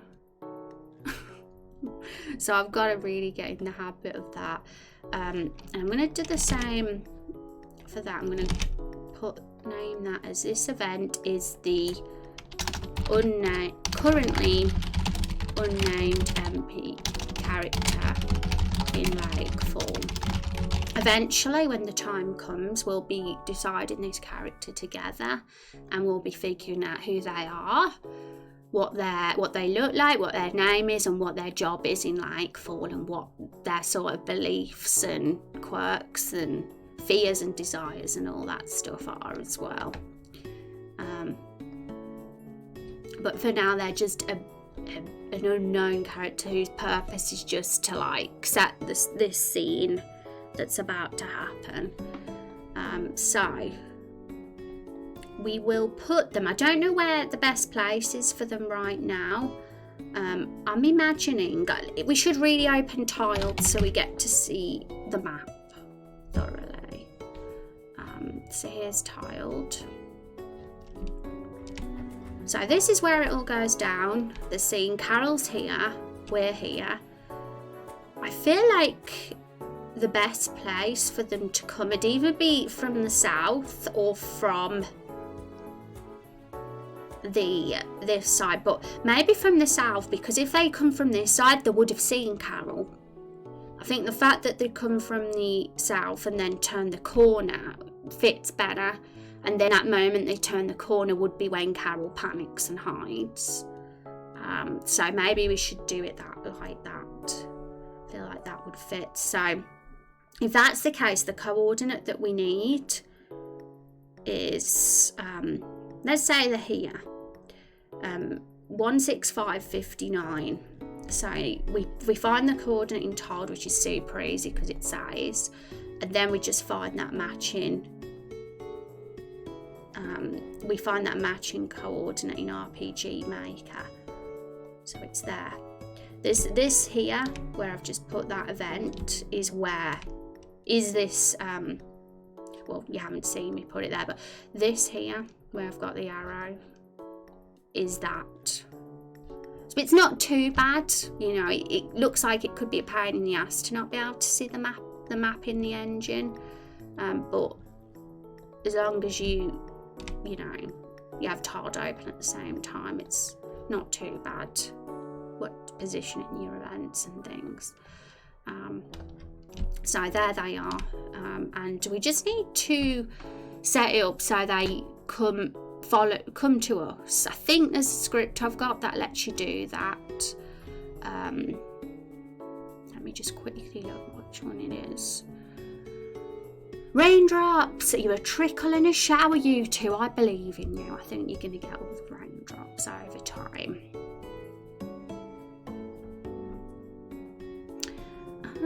It was either, I think it might have been up this plugin.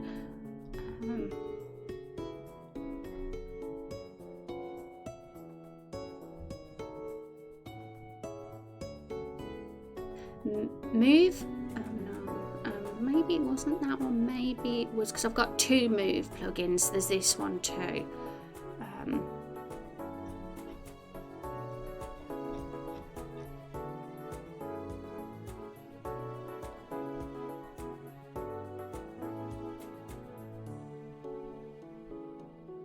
there's a pop-up up at the moment and I'm reading the rules for the plugin, but it doesn't come up on stream.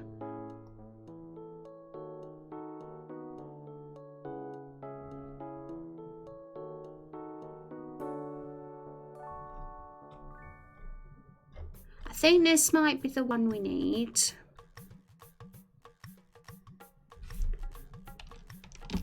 I hope so. So it'd be nice and easy job if this works.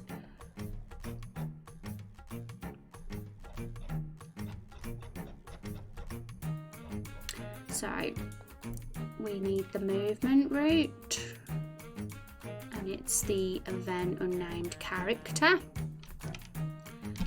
and the script step toward the player, which is 0, that needs to go in here. So if that works, then they will just walk to us without us having to manually put the exact directions in, which would be really nice. So let's see if that works, fingers crossed. But we'll get their dialogue in as well, so we can test it properly in there. So what they'll say is, what's all this ruckus over here? So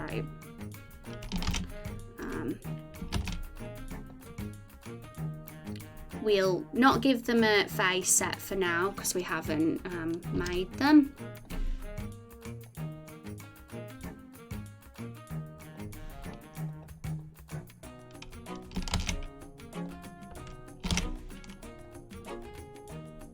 We need to find out what the event is. It's event number 26. That's the number of the event, so just need to put that number in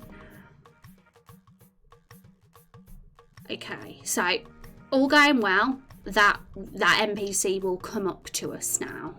We'll see if it works. Depends if the script is correct.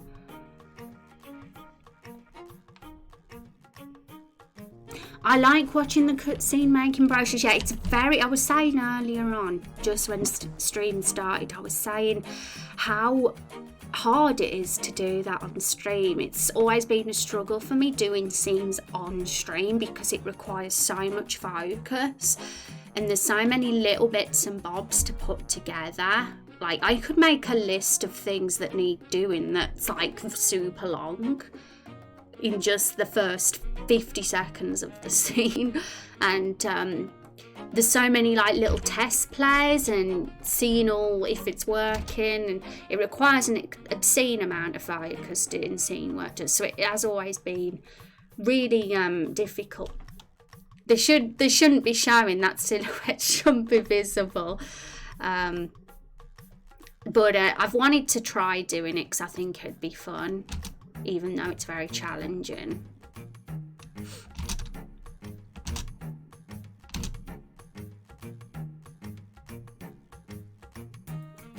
Okay, so obviously the real scene will have our weapon on our back at this point because we're going to have a sequence where the hero grabs either their axe or bow, depending on if they're a hunter or warrior, out of Carol, and then they'll walk off and they'll have their weapon on their back.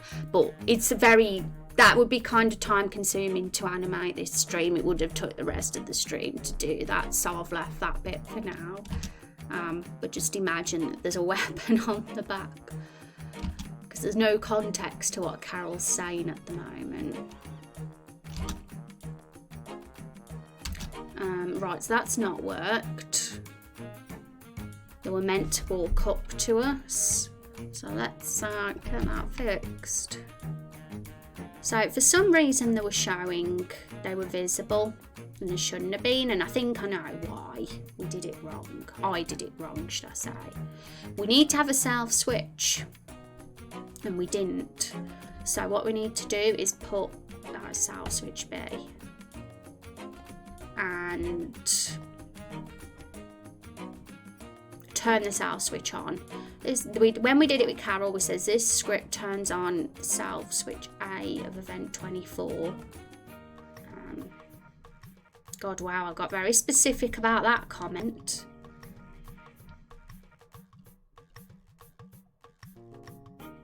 I don't know what that is.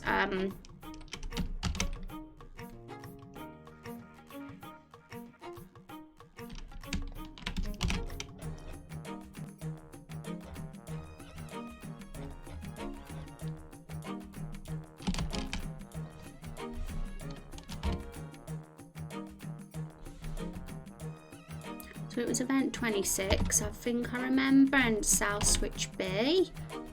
And that's the map number, which is 2.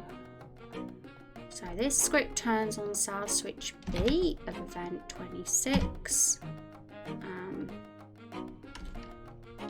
Unnamed character.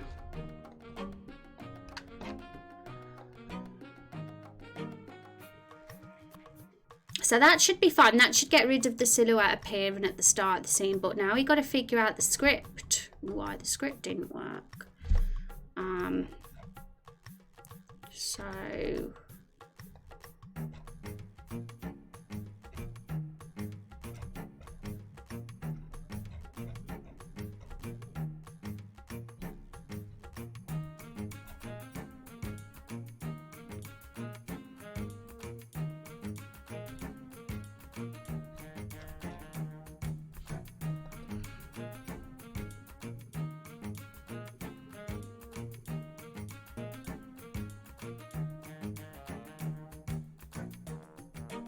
we can try this one.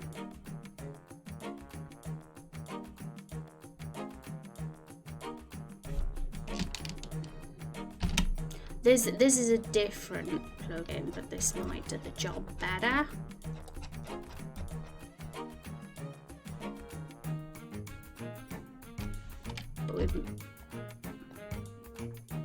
This is a plugin command. So move event 26 to player. We'll see if that works.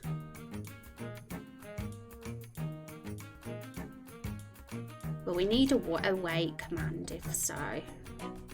That one.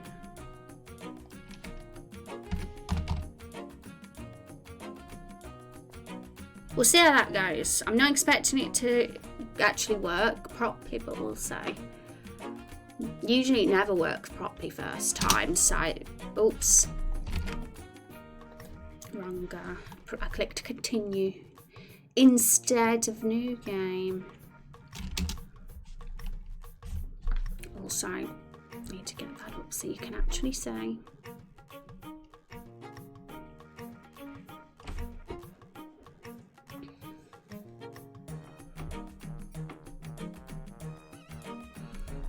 So I'm gonna have to make notes of what still needs to be included in this scene, because there's a few things missing. We need the clothes, we need the axe as well.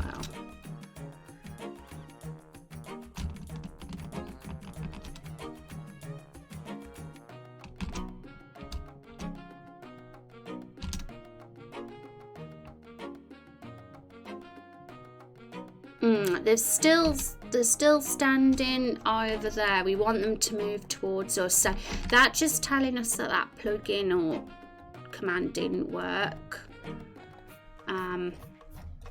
It would be really nice if it did, I have to say. It would make cutscenes very easy if we could do that, because we can do it by just saying, like, we could do it this way. I'll get tiled up right now, but this is the hard way and time-consuming way, in my opinion. Let's write it down. Could do it like this for now, but in the long term, I want to do it differently. So it'd be 1, 2, 3, 4. 4 up.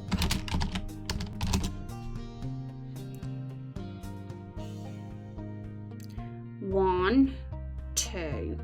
2 left.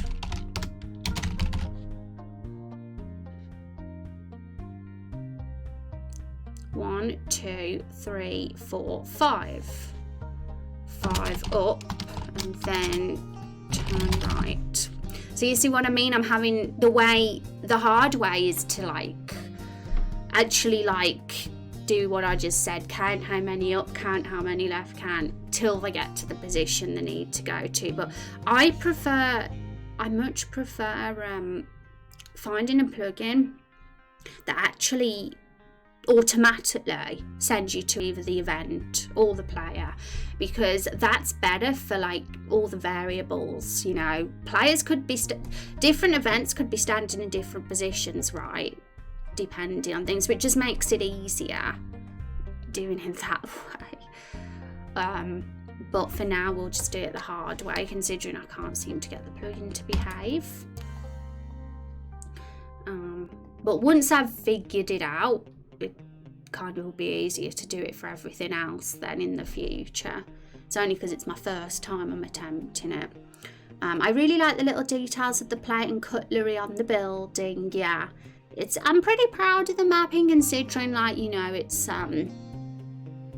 you kind of have to, the way I'm doing it, I'm sort of Frankensteining a bunch of assets together to make Everbloom Forest, but I think I've not done a bad job of setting the scene.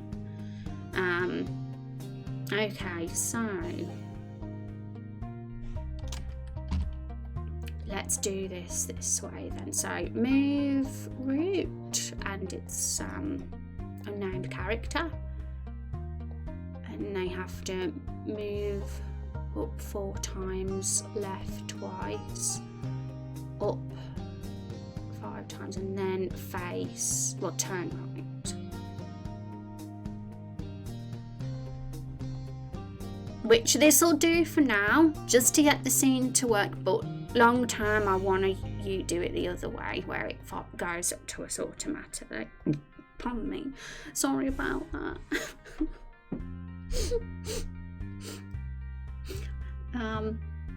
Haven't noticed them till now. Yeah. Okay, let's see how this goes.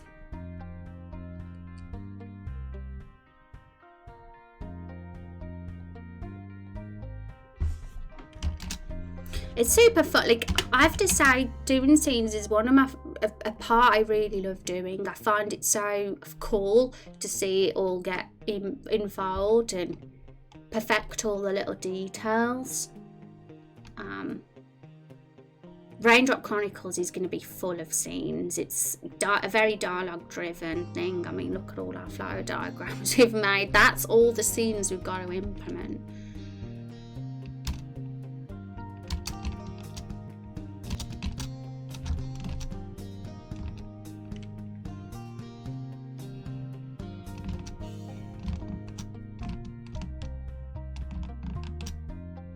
We've already had a compliment on Carol the Barrel today from someone that's come into the stream.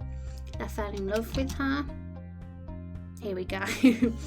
They're walking a bit slow. I think they need to be a bit more... I think they need to walk a bit faster because of urgency. They've heard all the ruckus. Also...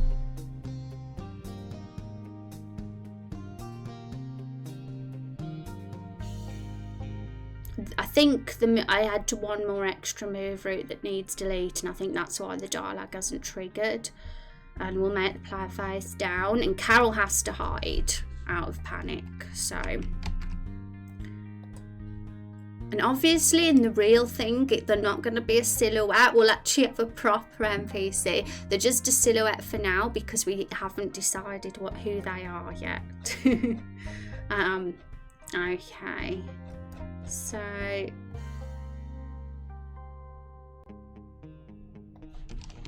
we'll actually move that there. So we need to get rid of that and that. I forgot that the player moved 1 extra square to the right, so that affected the move route.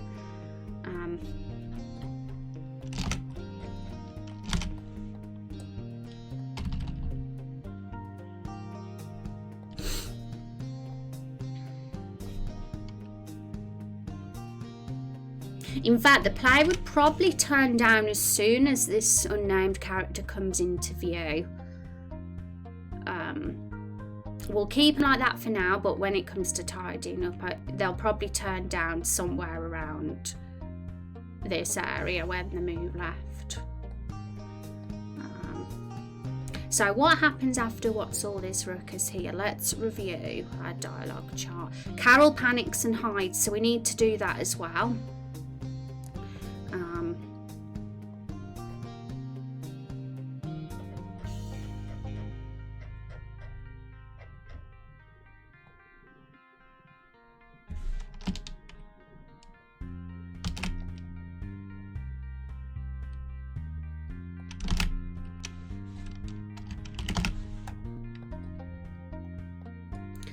So it's, oh godness, these scripts can be confusing when it comes to setting the frame, but I'll get used to it over time.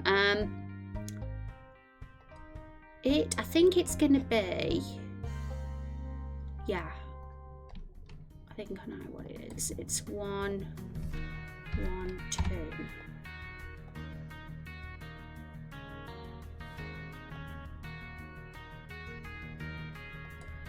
Okay, so that script there should make Carol hot, panic and hide. So I'll copy that and label it just so we know. We don't want to forget what that is. Carol panics and hides. I think like when I'd like to actually have a Carol facial expression on a sprite that looks panicky before we make her hide, right? Because as we have it at the moment, she'll just hide and there'll be no reaction. But we'll just have it like that for now. And then what comes next? This is where we get the choice. This is where it gets fun, everyone. So we'll do that in a sec. I'm going to just list what needs doing now. So we've got to make the custom hero crochet and cowl, not the barrel, so that only the head is popping out, not the torso. Make the folded clothing assets. So Carol can toss them at hero. Say hero, not custom hero.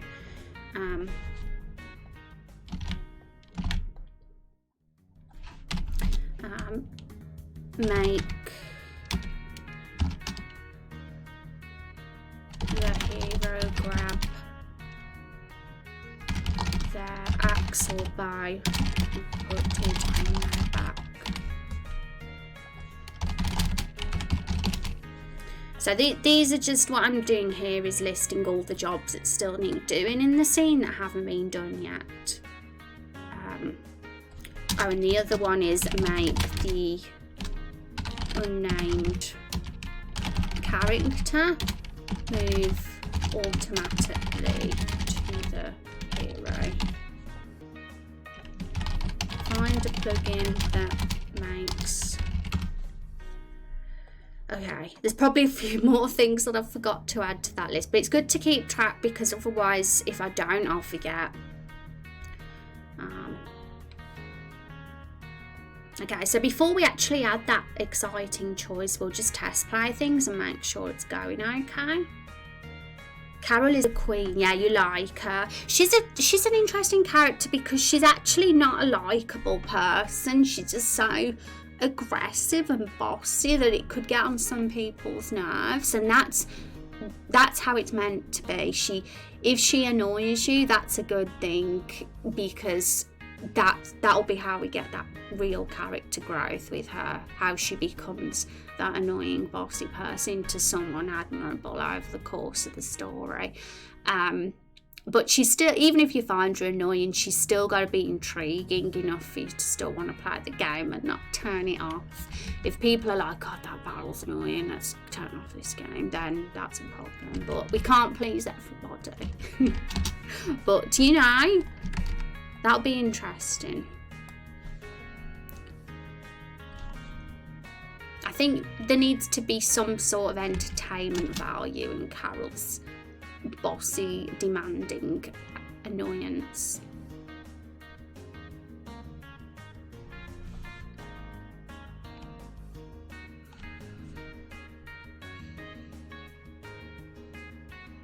I think like the movement of the hero walking out the barrel could still be a bit slower perhaps. I think it's not too bad, but it could be better.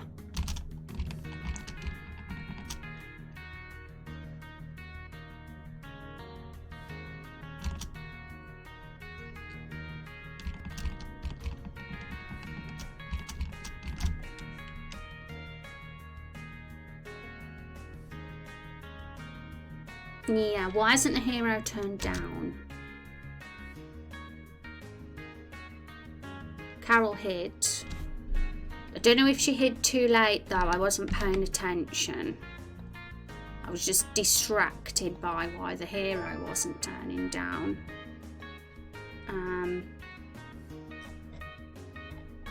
Player turned down. They didn't. Maybe it's because I need to use scripts. I think I need to get in the habit of using these scripts rather than the turn down things. Just because it's extra hard work doing that. Let's put this on. But it helps when you get more ambitious about the animations if you get used to doing it this way. So I'm going to just stick to doing it this way. So that. Now if I do that instead of the turn down, it should work. We'll see.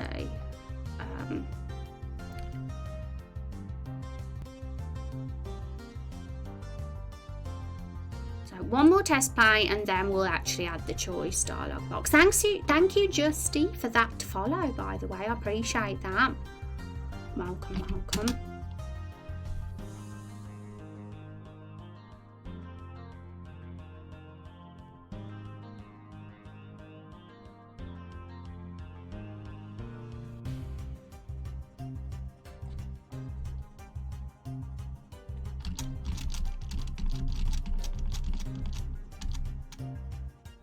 And when Carol tosses the clothes at us when we do the animation, we'll have to let them land on the floor somewhere, because we need to be able to pick them up at the end of the scene and put them on.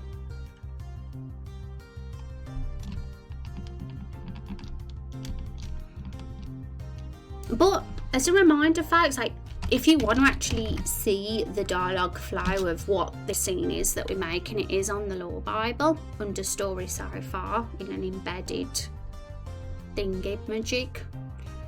You can see our dialogue trees in there. And I'm following it like to a T for this scene.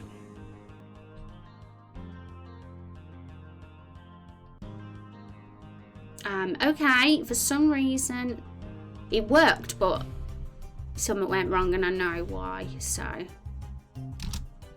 okay, so it's not too bad, it's just that dodgy animation with the hero. They're not meant to move back like that.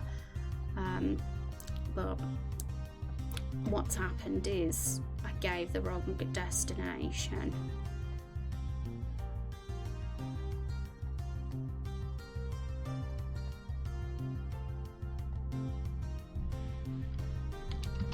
I think it should be 49, not 50. 164.49.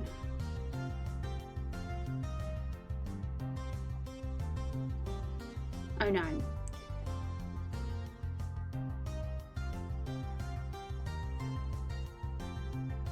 It's 163.50. I got the coordinates the wrong way round.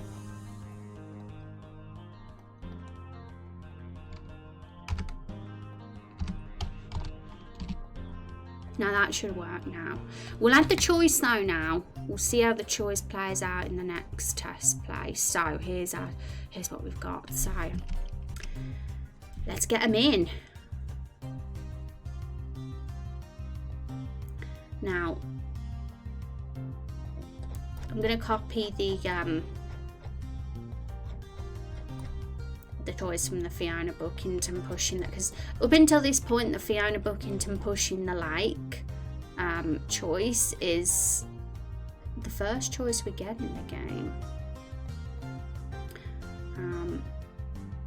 Oh no, we can't copy and paste that, it's too bloody big.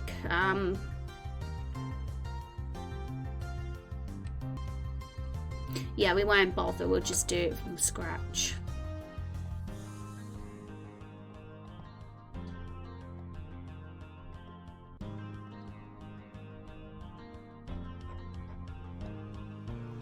Okay, so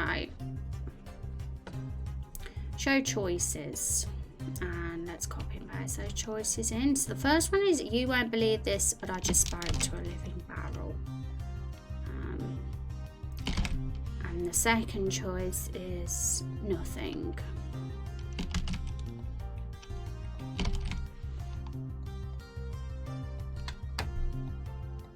we've got it in. We need to set the settings a certain way, though. That's why I wanted to copy and paste Fiona's so we could get it how it should be.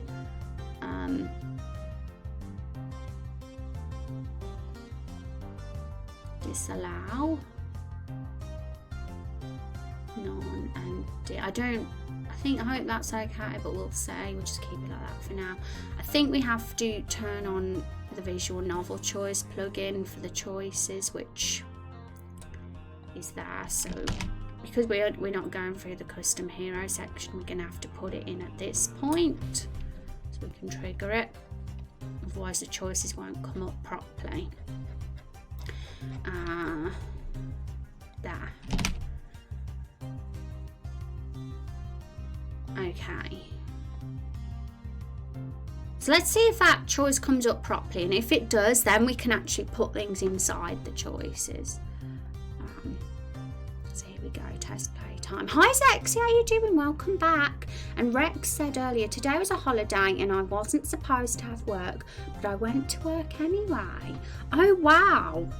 So you could have, stayed in bed longer and we wouldn't have had the joy of your presence today in stream. Is that what you're saying, Rex? And how are you, Zexy? Happy Monday to you. Okay, so for anyone coming in, Zexy, anyone lurking, we are doing scenes this week. This week it's Main Quest 1 implementation of scenes. Next week it's Main Quest 2 implementation of the scenes. And we get in that very opening scene in with Carol, which was already in anyway, but because we've done such an expansion of it, there's so much more to add and do. So we're seeing how it's all going. Rough around the edges so far. There's animations we need to get in. We need to get the timing better when the hero walks out the barrel. A few little bits to do, but I'm doing all the time consuming bits off stream. I'm doing getting the actual base and foundation in first. Let's see how it all goes. We've got to the point where we get the first choice in the game.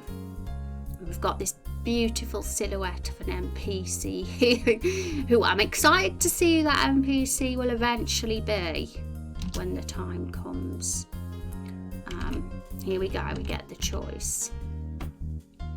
Which one would you guys pick? That's the question. Would you rat Carol out, or would you not? I don't know why Carol's kind of shifted there, the barrel asset, but I don't care at the moment. We won't think about that too much at this present time. Okay. So back to the scene editor. I'm going to have to look to see how we did it with Fiona with the choice, because I want to get the setup right for the choice box. We have it as dim, middle, choice 1, disallow. Dim, middle, choice 1, disallow.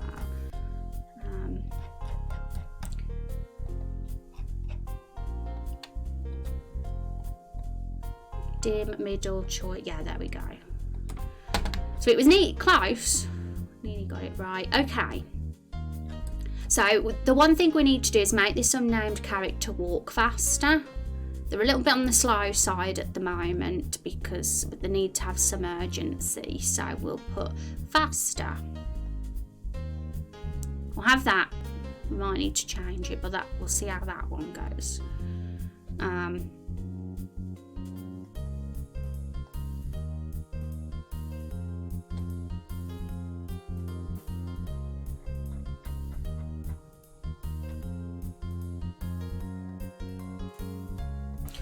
Have that as 90 frames and we'll have this one as 40 frames. Some of the timing is a bit weird on that, but we'll get it right. Okay, let's fill in these exciting choices now. I'm good, literally woke up about 10 minutes ago. Oh, have you got your coffee? Gotta have the coffee. LOL, yeah.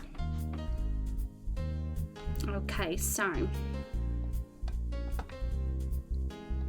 I could add the comments showing what the points are, but I'm not going to do that now. I just want to get this dialogue in. I'd be really happy if at the end of stream today we've got to the end of this scene. That'd be fantastic. And then on Wednesday's stream, folks, we will move on to scene 3 where Carol joins us. We'll get that scene done. I might work on the rest of this scene off stream. You know, all these the little intricacies of this scene and the animations that we haven't yet done. The Nigel scene here is already done, aside from a couple of dialogue box edits, so it'll be fine for us to move on to this scene and get that in on Wednesday. And then we can, on Friday, we can make sure we got the cabin scene with Fiona updated. I think that'll be great. And then next week, scene 2 time.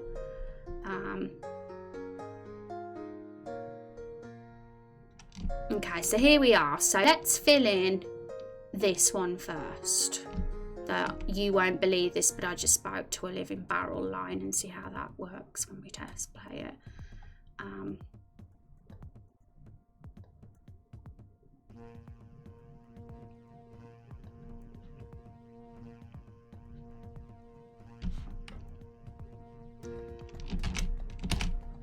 So I'll say what, then walk to the barrel and say this one. So there's a few little details we got to get in. It's not just one dialogue box after another. So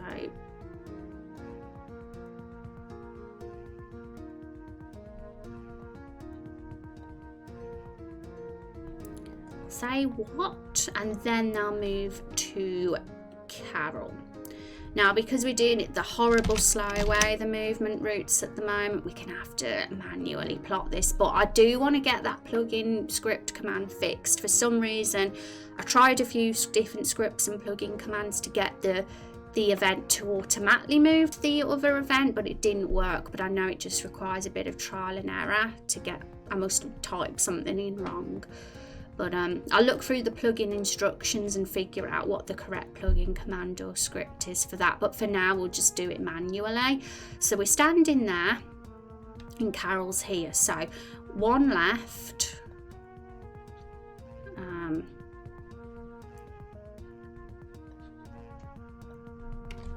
One left. One up. 2 up. 1, 2, 3, right, and then turn down.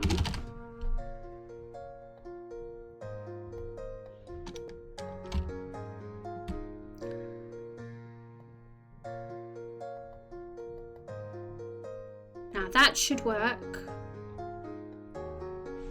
And then they say after that, this one. So they say what, and then walk up to Carol. And then say this one. But Carol's hiding at this point, so they're like, you know, you could think someone's playing a trick on you, that it's not really a living barrel, but they respond saying, let's put it in, and I'm jealous, sexy, I've been up for 6 hours and working for the last 4. Oh my goodness, have you not got any coffee, Rav? And haven't even got out of bed. Oh, you're still in bed. You're watching my stream on your mobile. Oh, in the character form, can I put a list of reference URLs for the image reference, or just one? If it only takes one URL, I'll put the list of them in Discord. Yeah, I mean, you can try putting in a few and maybe it'll let you submit it like that. But if it doesn't, then just put the others in Discord. Whatever's easiest. I guess try, and I mean, if there's any issues, I'll at you in the Discord anyway, Matt, and tell you if there's a issue or problem. But did you get set on a name for your character in the end then? And drinking tea, I had milk and cereal for breakfast. Ooh, I had an egg sandwich for lunch and I'm starving already. I get to have dinner soon. I can't believe today has gone so fast. It must be the nature of these streams that go really fast or something, because I tell you, it only feels like I've been streaming for an hour, not nearly 3 hours. It's insane. So they say, bugger, after all the horrifying stories I've heard about the forest lately, that wouldn't surprise me. And then they say, it doesn't look alive, but I can smash it with my axe to make sure. I have to say, folks, like, I know that everybody's work process is different, and I respect everybody, whatever work process everyone does, but personally for me, I find it such a relief that I don't have to think about what to say dialogue wise while doing this event editor stuff, because it's hard enough work putting the scene together and making everything be timed right and go smoothly and be animated. So doing all that, as well as thinking on the spot what to say dialogue wise, would really be hard work. So I really like how the dialogue's already done and all it requires is a quick copy and paste job. It just works very well for me. Though I know that not everybody does it my way. Some people don't even bother with the Draw.io process, with all the getting the dialogue written up. They just go straight into RPG Maker and write the dialogue, which whatever works best for the person, I say. But how would you guys do it? I'm curious what everyone else's process would be. Okay, so and then what happens after that? Oh, we get another choice after that. So I feel like we should get that one in too. So this is the good choice. And we would have dim, middle, choice 1, and disallow as the option. So the first one is no, don't bother, it was probably just a dream.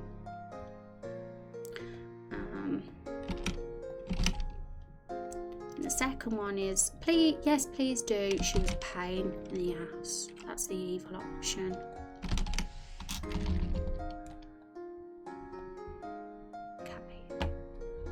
And then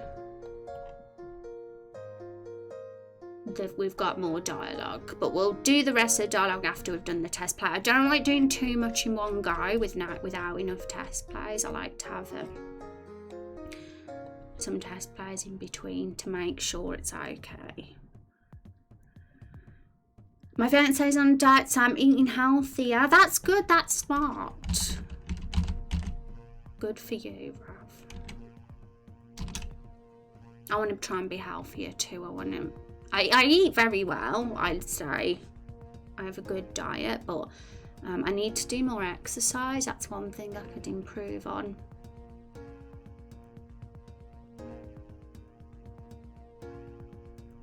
The timing's really off with when we jump. We need to jump at the same time as when the clothes get thrown at us, but because we don't have the asset yet, it's hard to do that, so I'll do all that once I've got the clothing asset in.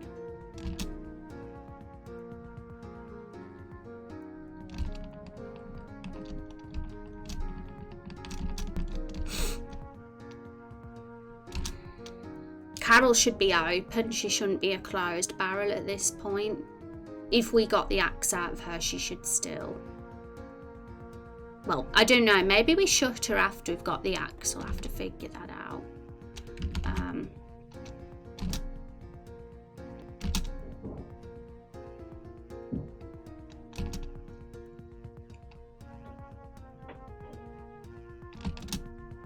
We should be turning around and looking at the...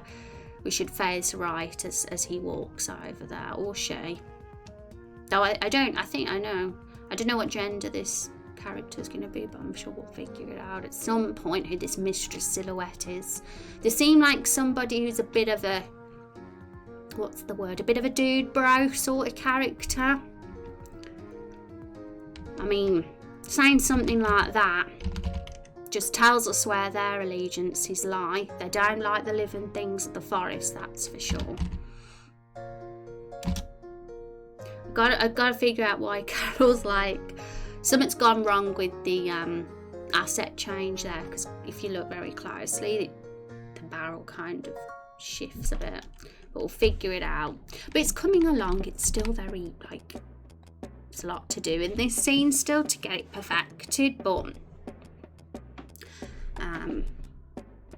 you know, it's cool to see that silhouette there even though they're not going to be a silhouette when the real thing happens. And I want that character, that silhouette character, this unnamed unknown NPC, to be decided and designed before we release the first playable build. I'm not going to be releasing it with the silhouette NPC, so at some point very, very soon we'll be having a stream where we decide together who this NPC is going to be.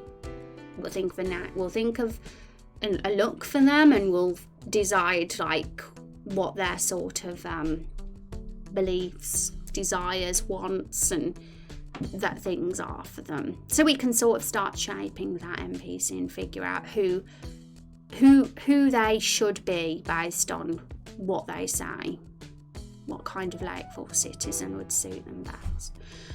I built the scene in RPG Maker, but I typed the dialogue in a word processor to make sure it's spell checked. Then a few days later I reread based on what I'd developed to redefine the dialogue, but I've only done small projects for fun, nothing professional. Yeah, interesting.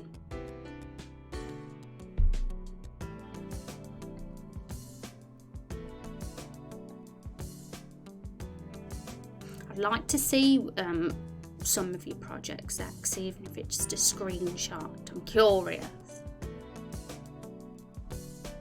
Okay, so this asset was the one that went a bit dodgy, wasn't it?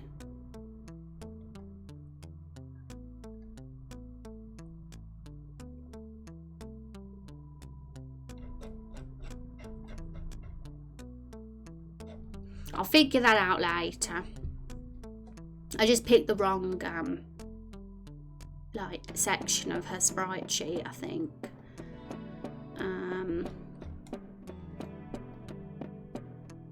Okay, so we'll fill out the nothing dialogue branch now.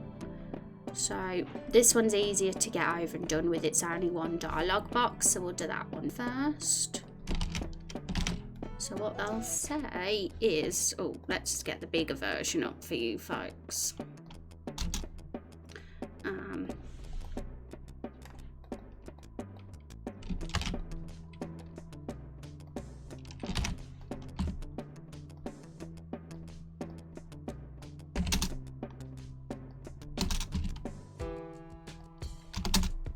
Okay, so we've got class naming for now. We'll say warriors. But we will have a variable, of course, that will change that dialogue with an if statement, depending on which one you pick. Because I haven't got the class part set up in the custom hero creator yet, I'm not going to do that just yet.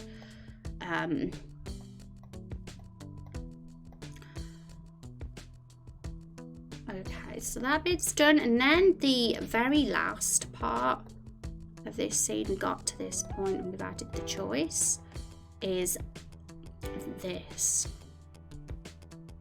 So this bit's easy, so we'll do that bit first, the one that comes off after It's Just a Dream. Also we need to do that, so that's on the first line.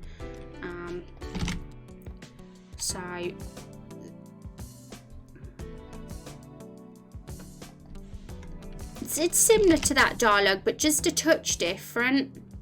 They say, thought it'd be funny to play a prank on me, did you, instead of had too much to drink. Just a slight variation.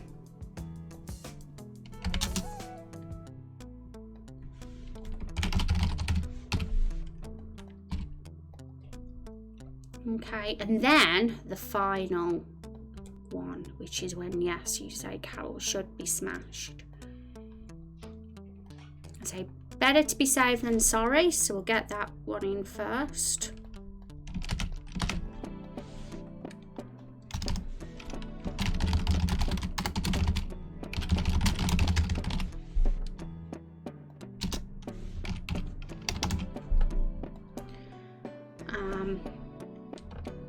And then there's an animation sequence. They grab an axe, prepare to smash the barrel, and then someone yells their name.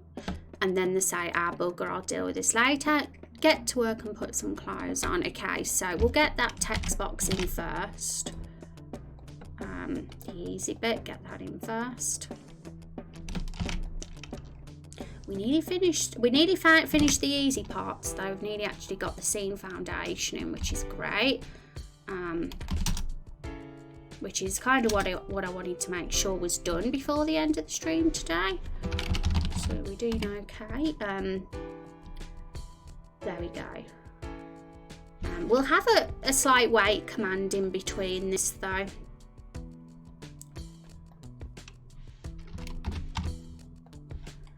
But I will like remember, I should really comment it, but I'll remember anyway. I'll do all the commenting afterwards. That this is where they grab the axe, and so that'll be an interesting animation to pull off, we'll see. We'll probably need to get the character designed first as well, so we can do that animation properly.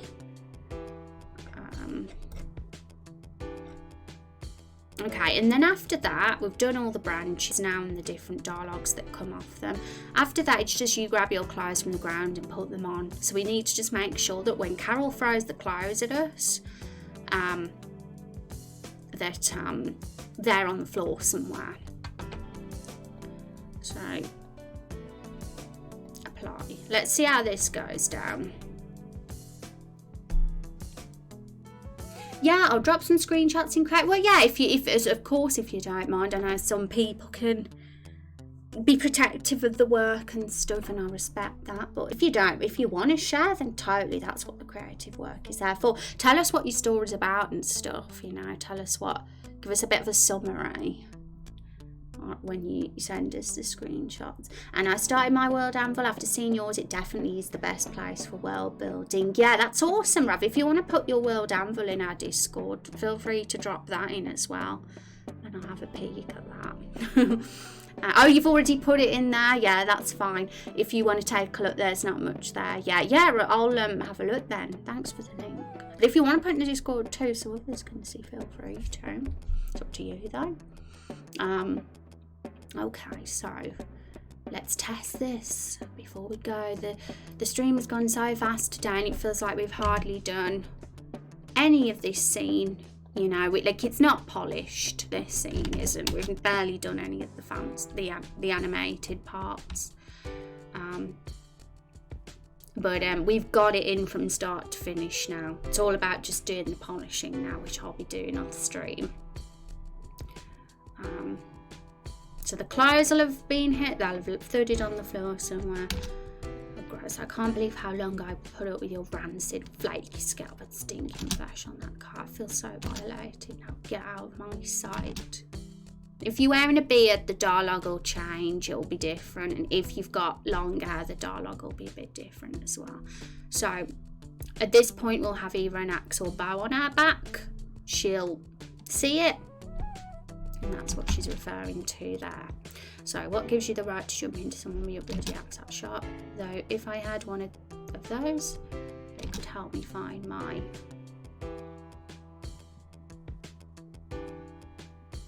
I feel like the timing in that, maybe we should get the NPC walking up while Carol's saying that.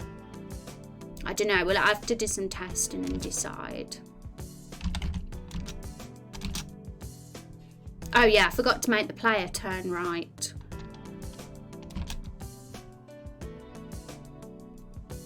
And when we've decided who they are, we can put a face set with them.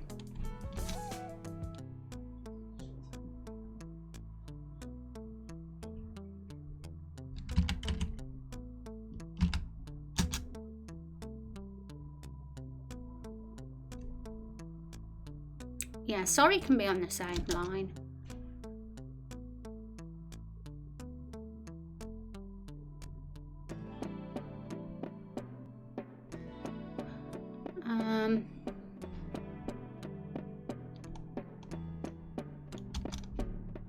Okay, so of course that although that bit needs to be made way more dramatic, but when we get the animation in between, we'll increase that tension in that part.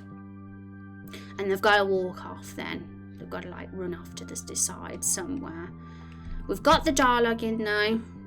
All the dialogue's in. It's all just about getting the pacing and the timing right, making sure the animations and that do the dialogue justice.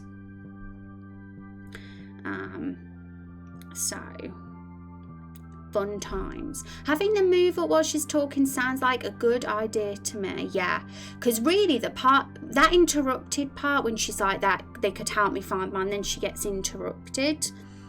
It needs to be timed with that moment that NBC comes, you know, and actually speaks to us and is like, what's this ruckus over here?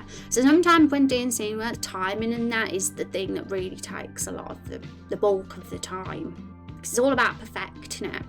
I feel like you could do like hundreds of test plays with something like this to just get it just perfect. And that's why it can be a challenge to do something like this on stream, that's for sure. So, tasks.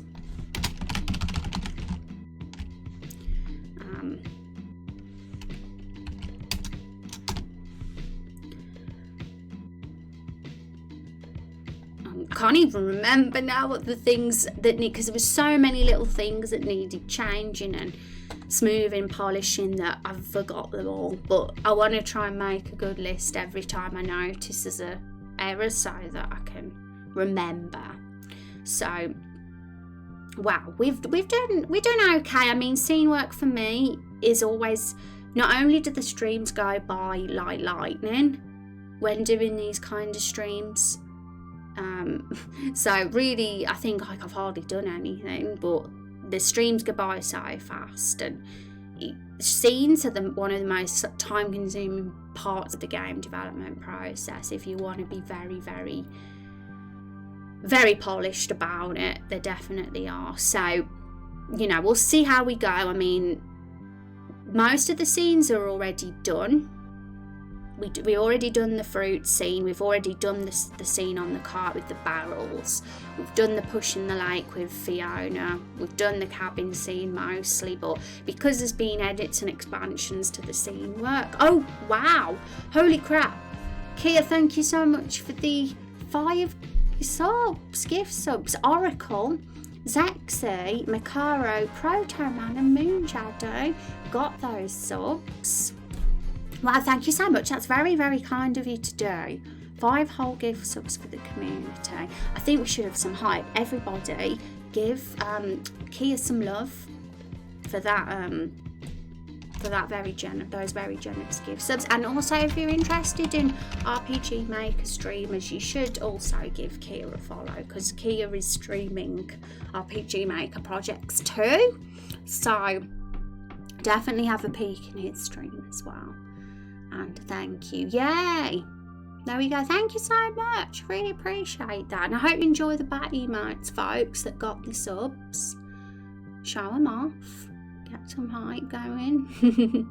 Enjoy. Get double raindrops too as well for you guys. Thank you for the hype, everybody. And Rav said, I got way sidetracked with writing this novel as a prequel because it's meant to fill the game world for Legends of Caleron, but now I want to turn this prequel into a game itself. You should. That sounds really fun to do. The thing with novels are amazing. Like, I, at one point, this was years ago now, well before I was a streamer, it was back when I was in uni, I was working on a novel. I didn't do much of it though, because I was doing all the world building stage, so I didn't actually get down to actually writing much of it.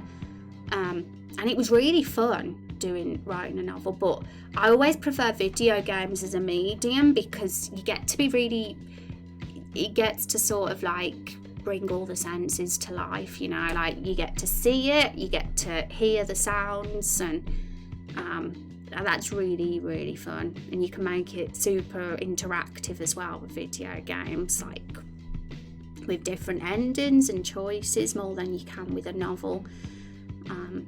yeah, should do it. I say so. Hugs the back plushie. My pleasure. Thanks for your shout. You're welcome. Gotta pass the love. That's very kind of you to do. So I want to throw some love your way too. And let people know that you're also working on an RPG Maker game on stream. You know, gotta be done. And folks, so thank you so much for that. I appreciate the fantastic end to the stream today. And that love. And I think we should head off and pass the love to someone who's online now. We'll see who's on. Those are all my notes of to-do tasks. There we go. We'll get this up. Got so many tabs open, but we need to get Twitch open. So we'll do a trivia, folks. Who's up for a Raindrop Chronicles trivia? You have to be a nerd for our lore to get these questions right, though. I'm going to put a trivia in the chat, so get prepared. In 10 seconds, I'm going to press enter. We'll get whoever wins will get points on the leaderboard, and you get a Discord role, special Discord role if you get get top of the leaderboard each month. Vandalia has been our lore master for a very long time, and deservedly so. Alright, so there we go. Trivia. What classes can you choose between for your hero? Well, I wonder. Thanks for the stream today. Thank you, everybody. Warrior and Hunter. Oh my goodness, it was so close. You guys are the best. Vandalia just pipped you, but my goodness, that was a really close one, guys. I think that when we do, because I'm going to try and do trivia at the end of every stream from now on, as we are about to head off. So I can see this getting exciting as time goes on. I mean, at the moment our lore is still pretty early days, but as we get more characters and more like scenes and more story, we'll be able to really add more trivia questions to this thing over time, so we don't have the same ones coming up all the while. There we go, 2 points for Van, and I think at the moment Van's got 2 points and Net's got 1 point in this month's trivia, because we haven't done it that often. We've not done it much this month. I've kept forgetting. Okay, so we're going to go over to, oh gosh, Define Dreams is online. Define Dreams is a character in Raindrop Chronicles, everybody. You don't know, they are the only cat Neko character we've got so far in the game, Lavender. So we're going to go over to Define Dreams stream. They're playing Pokemon. I think this Define Dreams is an awesome person. They're a friend of Rex, and they're doing loads of video editing for Rex's YouTube channel. So we've got to give them some love. Let's raid. I keep forgetting the raid command like a silly, even though I do in my streams. Raid, exclamation mark. There we go. Rose Raid Blood. And we'll do the raid. So I'll see you all on Wednesday, everybody. Thanks so much for hanging out. And thank you again, Kia, for that community love and support. I appreciate it. See you on Wednesday. We'll be carrying on with this. Hopefully we'll get to do the scene where Carol joins us.